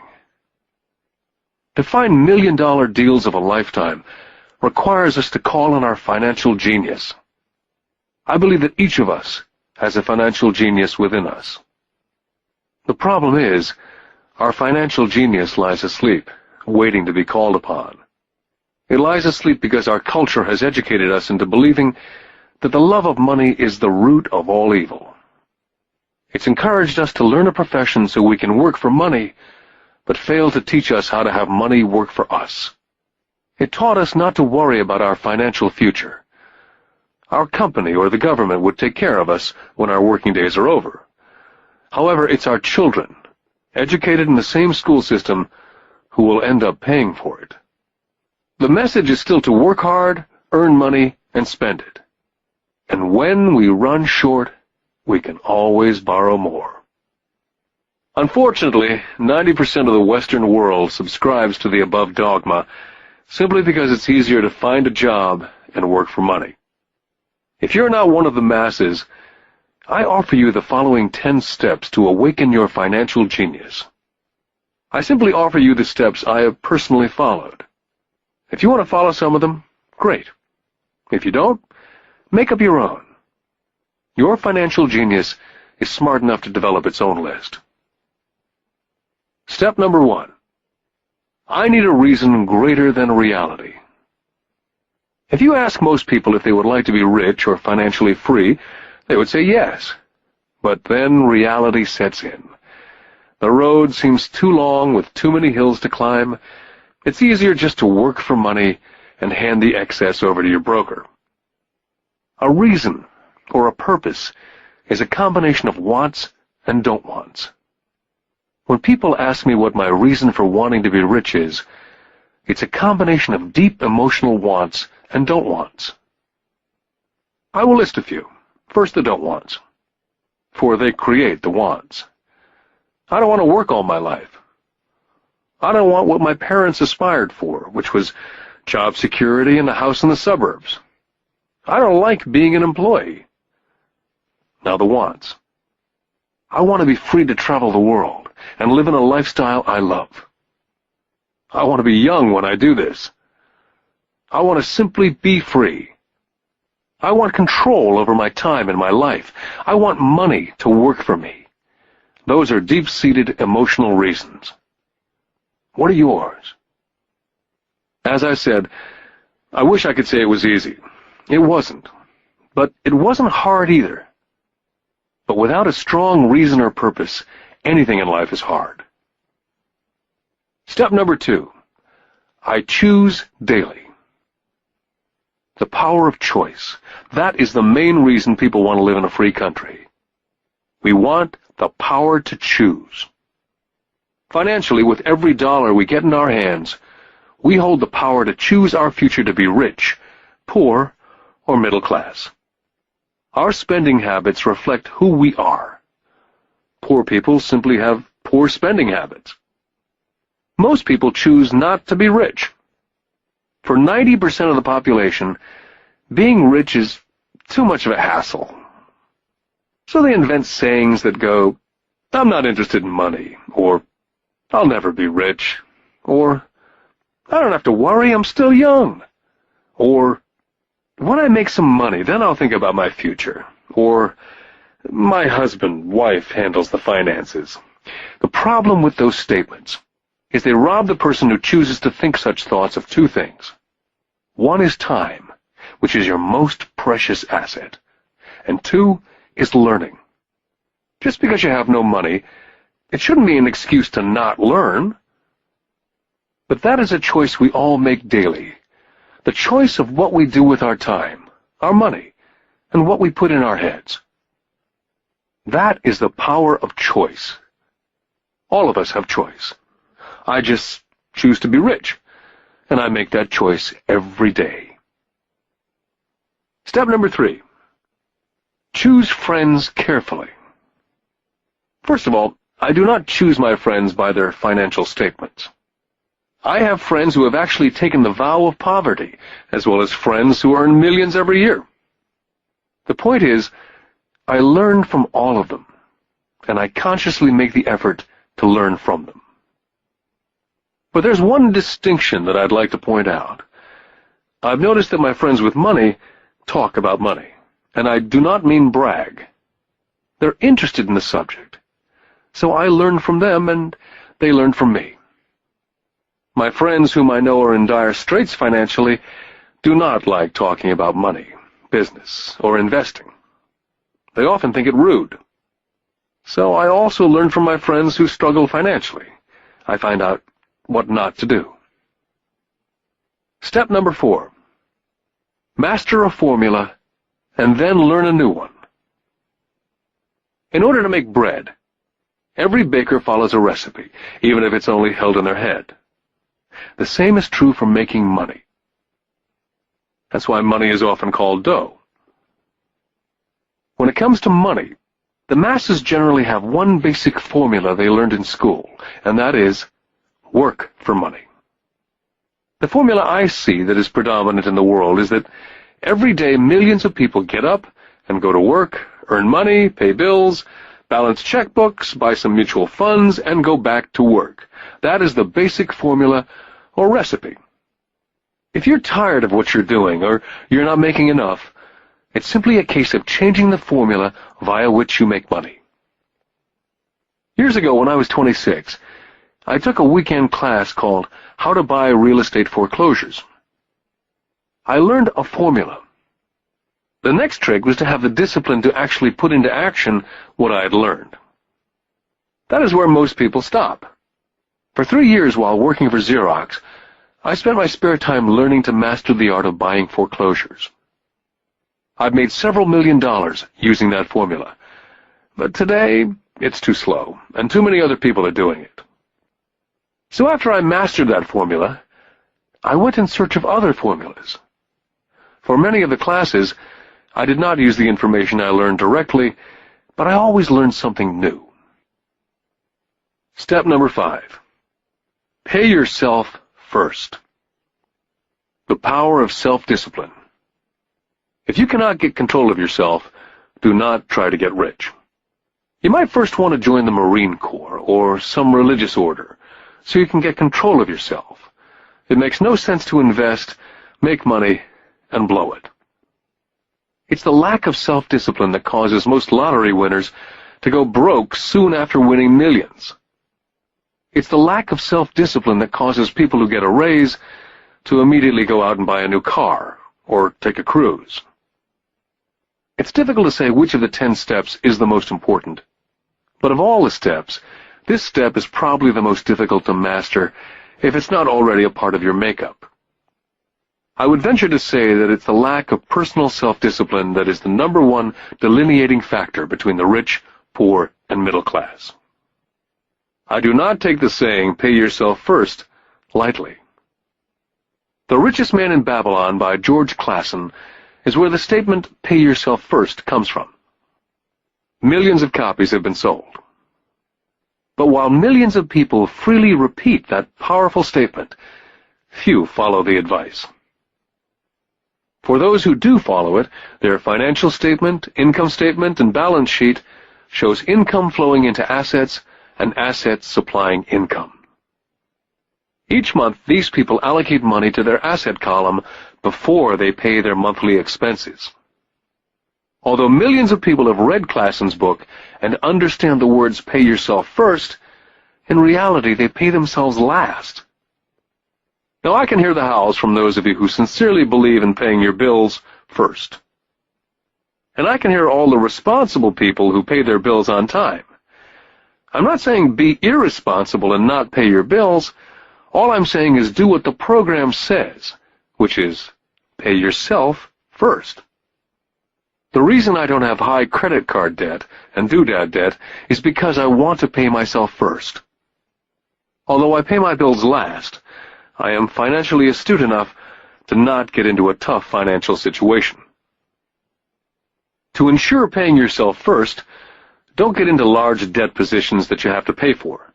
Keep your expenses low. Build up assets first. Then, buy the big house or a nice car. Being stuck in the rat race is not intelligent. And when you come up short, let the pressure build and don't dip into your savings or investments. Use the pressure to inspire your financial genius to come up with new ways of making more money and then pay your bills. You will have increased your ability to make more money as well as your financial intelligence. Step number 6. Pay your brokers well. I often see people posting a sign in front of their house that says, for sale by owner. Or I see on TV today many people claiming to be discount brokers. My rich dad taught me to take the opposite tack. He believed in paying professionals well, and I have adopted that policy also. Today I have expensive attorneys, accountants, real estate brokers, and stockbrokers. Why? Because if, and I do mean if, the people are professionals, their services should make you money.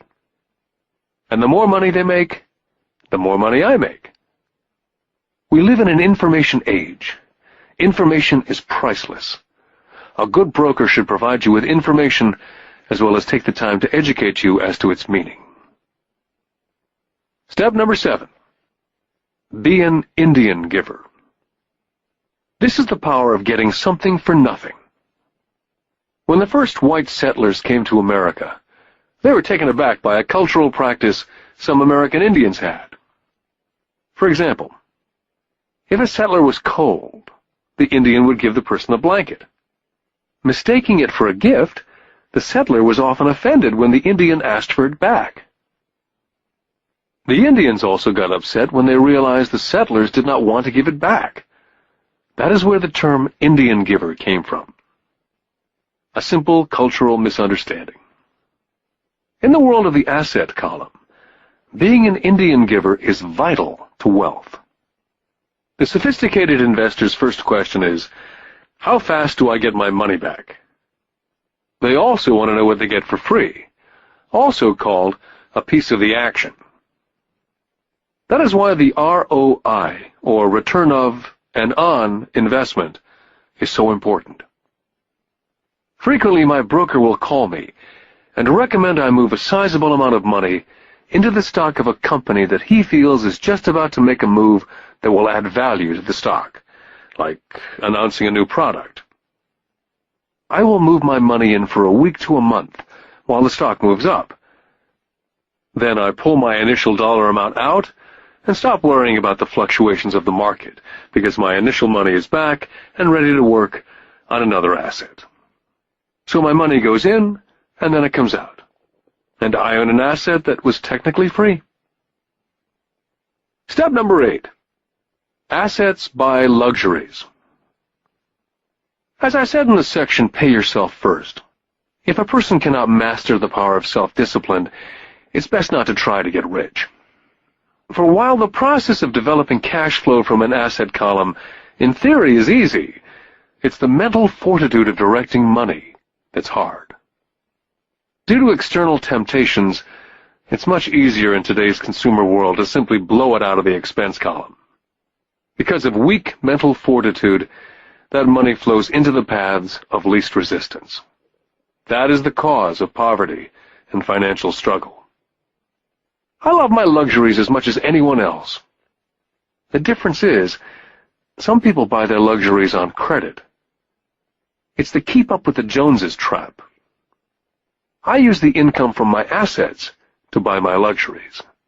When I wanted to buy a Porsche, the easy road would have been to call my banker and get a loan. Instead of choosing to focus in the liability column, I chose to focus in the asset column. As a habit, I used my desire to consume to inspire and motivate my financial genius to invest. Too often today, we focus on borrowing money to get the things we want, instead of focusing on creating money. One is easier in the short term, but harder in the long term. It's a bad habit that we as individuals and as a nation have gotten into. Remember, the easy road often becomes hard, and the hard road often becomes easy. The earlier you can train yourself and those you love to be masters of money, the better. Money is a powerful force. Unfortunately, people use the power of money against them. If your financial intelligence is low, money will run all over you. It will be smarter than you. If money is smarter than you, you will work for it all your life. Step number 9. The need for heroes. When I was a kid, I greatly admired Willie Mays, Hank Aaron, Yogi Berra. They were my heroes. As a kid playing Little League, I wanted to be just like them. I treasured their baseball cards. I wanted to know everything about them. I knew the stats, the RBI, the ERAs, their batting averages, how much they got paid, and how they came up from the minors. I wanted to know everything because I wanted to be just like them. Every time, as a 9 or 10-year-old kid, when I stepped up to bat or played first base or catcher, it wasn't me. I was Yogi or Hank. It's one of the most powerful ways we learn that we often lose as adults. We lose our heroes. We lose our naivete. I have new heroes as I grow older. I have golf heroes such as Peter Jacobsen, Fred Couples, and Tiger Woods. I copy their swings and do my best to read everything I can about them. I also have heroes such as Donald Trump, Warren Buffett, Peter Lynch, George Soros, and Jim Rogers. In my older years, I know their stats, just like I knew the ERAs and RBI of my baseball heroes. I follow what Warren Buffett invests in and read anything I can about his point of view on the market. I read Peter Lynch's book to understand how he chooses stocks. And I read about Donald Trump, trying to find out how he negotiates and puts deals together. Just as I was not me when I was up to bat, when I'm in the market or I'm negotiating a deal, I am subconsciously acting with the bravado of Trump. Or when analyzing a trend, I look at it as though Peter Lynch were doing it. By having heroes, we tap into a tremendous source of raw genius. But heroes do more than simply inspire us. Heroes make things look easy. It's the making it look easy that convinces us to want to be just like them. If they can do it, so can I. Step number 10. Teach and you shall receive. Both of my dads were teachers. My rich dad taught me a lesson I've carried all my life, and that was the necessity of being charitable or giving. My educated dad gave a lot by the way of time and knowledge, but almost never gave money. As I said, he usually said that he would give when he had some extra money. Of course, there was rarely any extra. My rich dad gave money as well as education. He believed firmly in tithing. If you want something, you first need to give, he would always say. When he was short of money, he simply gave money to his church or to his favorite charity. If I could leave one single idea with you, it's that idea. Whenever you feel short or in need of something, give what you want first, and it will come back in buckets. That's true for money, a smile, love, friendship. I know it's often the last thing a person may want to do, but it's always worked for me. I just trust that the principle of reciprocity is true, and I give what I want. My rich dad would often say, poor people are more greedy than rich people. He would explain that if a person was rich, that person was providing something that other people wanted. In my life, over all these years, whenever I felt needy or short of money or short of help, I simply went out and found in my heart what I wanted and decided to give it first. And when I gave, it always came back. It reminds me of the story of the guy sitting with firewood in his arms on a cold, freezing night, and he's yelling at the pot-bellied stove, "When you give me some heat, then I'll put some wood in." And when it comes to money, love, happiness, sales, and contacts, all one needs to remember is first to give what you want, and it will come back in droves. My poor dad taught teachers, and he became a master teacher. My rich dad always taught young people his way of doing business. In retrospect, it was their generosity with what they knew that made them smarter. There are powers in this world that are much smarter than we are. You can get there on your own, but it's easier with the help of the powers that be. All you need to be is generous with what you have, and the powers will be generous with you. Take action. All of you were given two great gifts, your mind and your time. It is up to you to do what you please with both.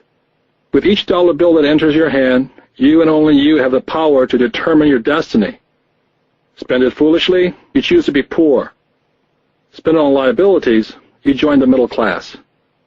Invest it in your mind and learn how to acquire assets, and you will be choosing wealth as your goal and your future. The choice is yours and only yours. With every day, with every dollar, you decide to be rich, poor, or middle class. Choose to share this knowledge with your children, and you choose to prepare them for the world that awaits. No one else will. You and your children's future will be determined by choices you make today, not tomorrow. This has been a Time Warner Audiobooks production of Rich Dad, Poor Dad, written by Robert Kiyosaki with Sharon Lechter, CPA, and read by Stephen Hoy, featuring an introduction by Robert Kiyosaki. Executive producer, Maya Thomas. Produced and directed by John Brunette. Text abridged by John Whitman. Text edited by William Whittington. Production coordinated by Daniel Metcalf.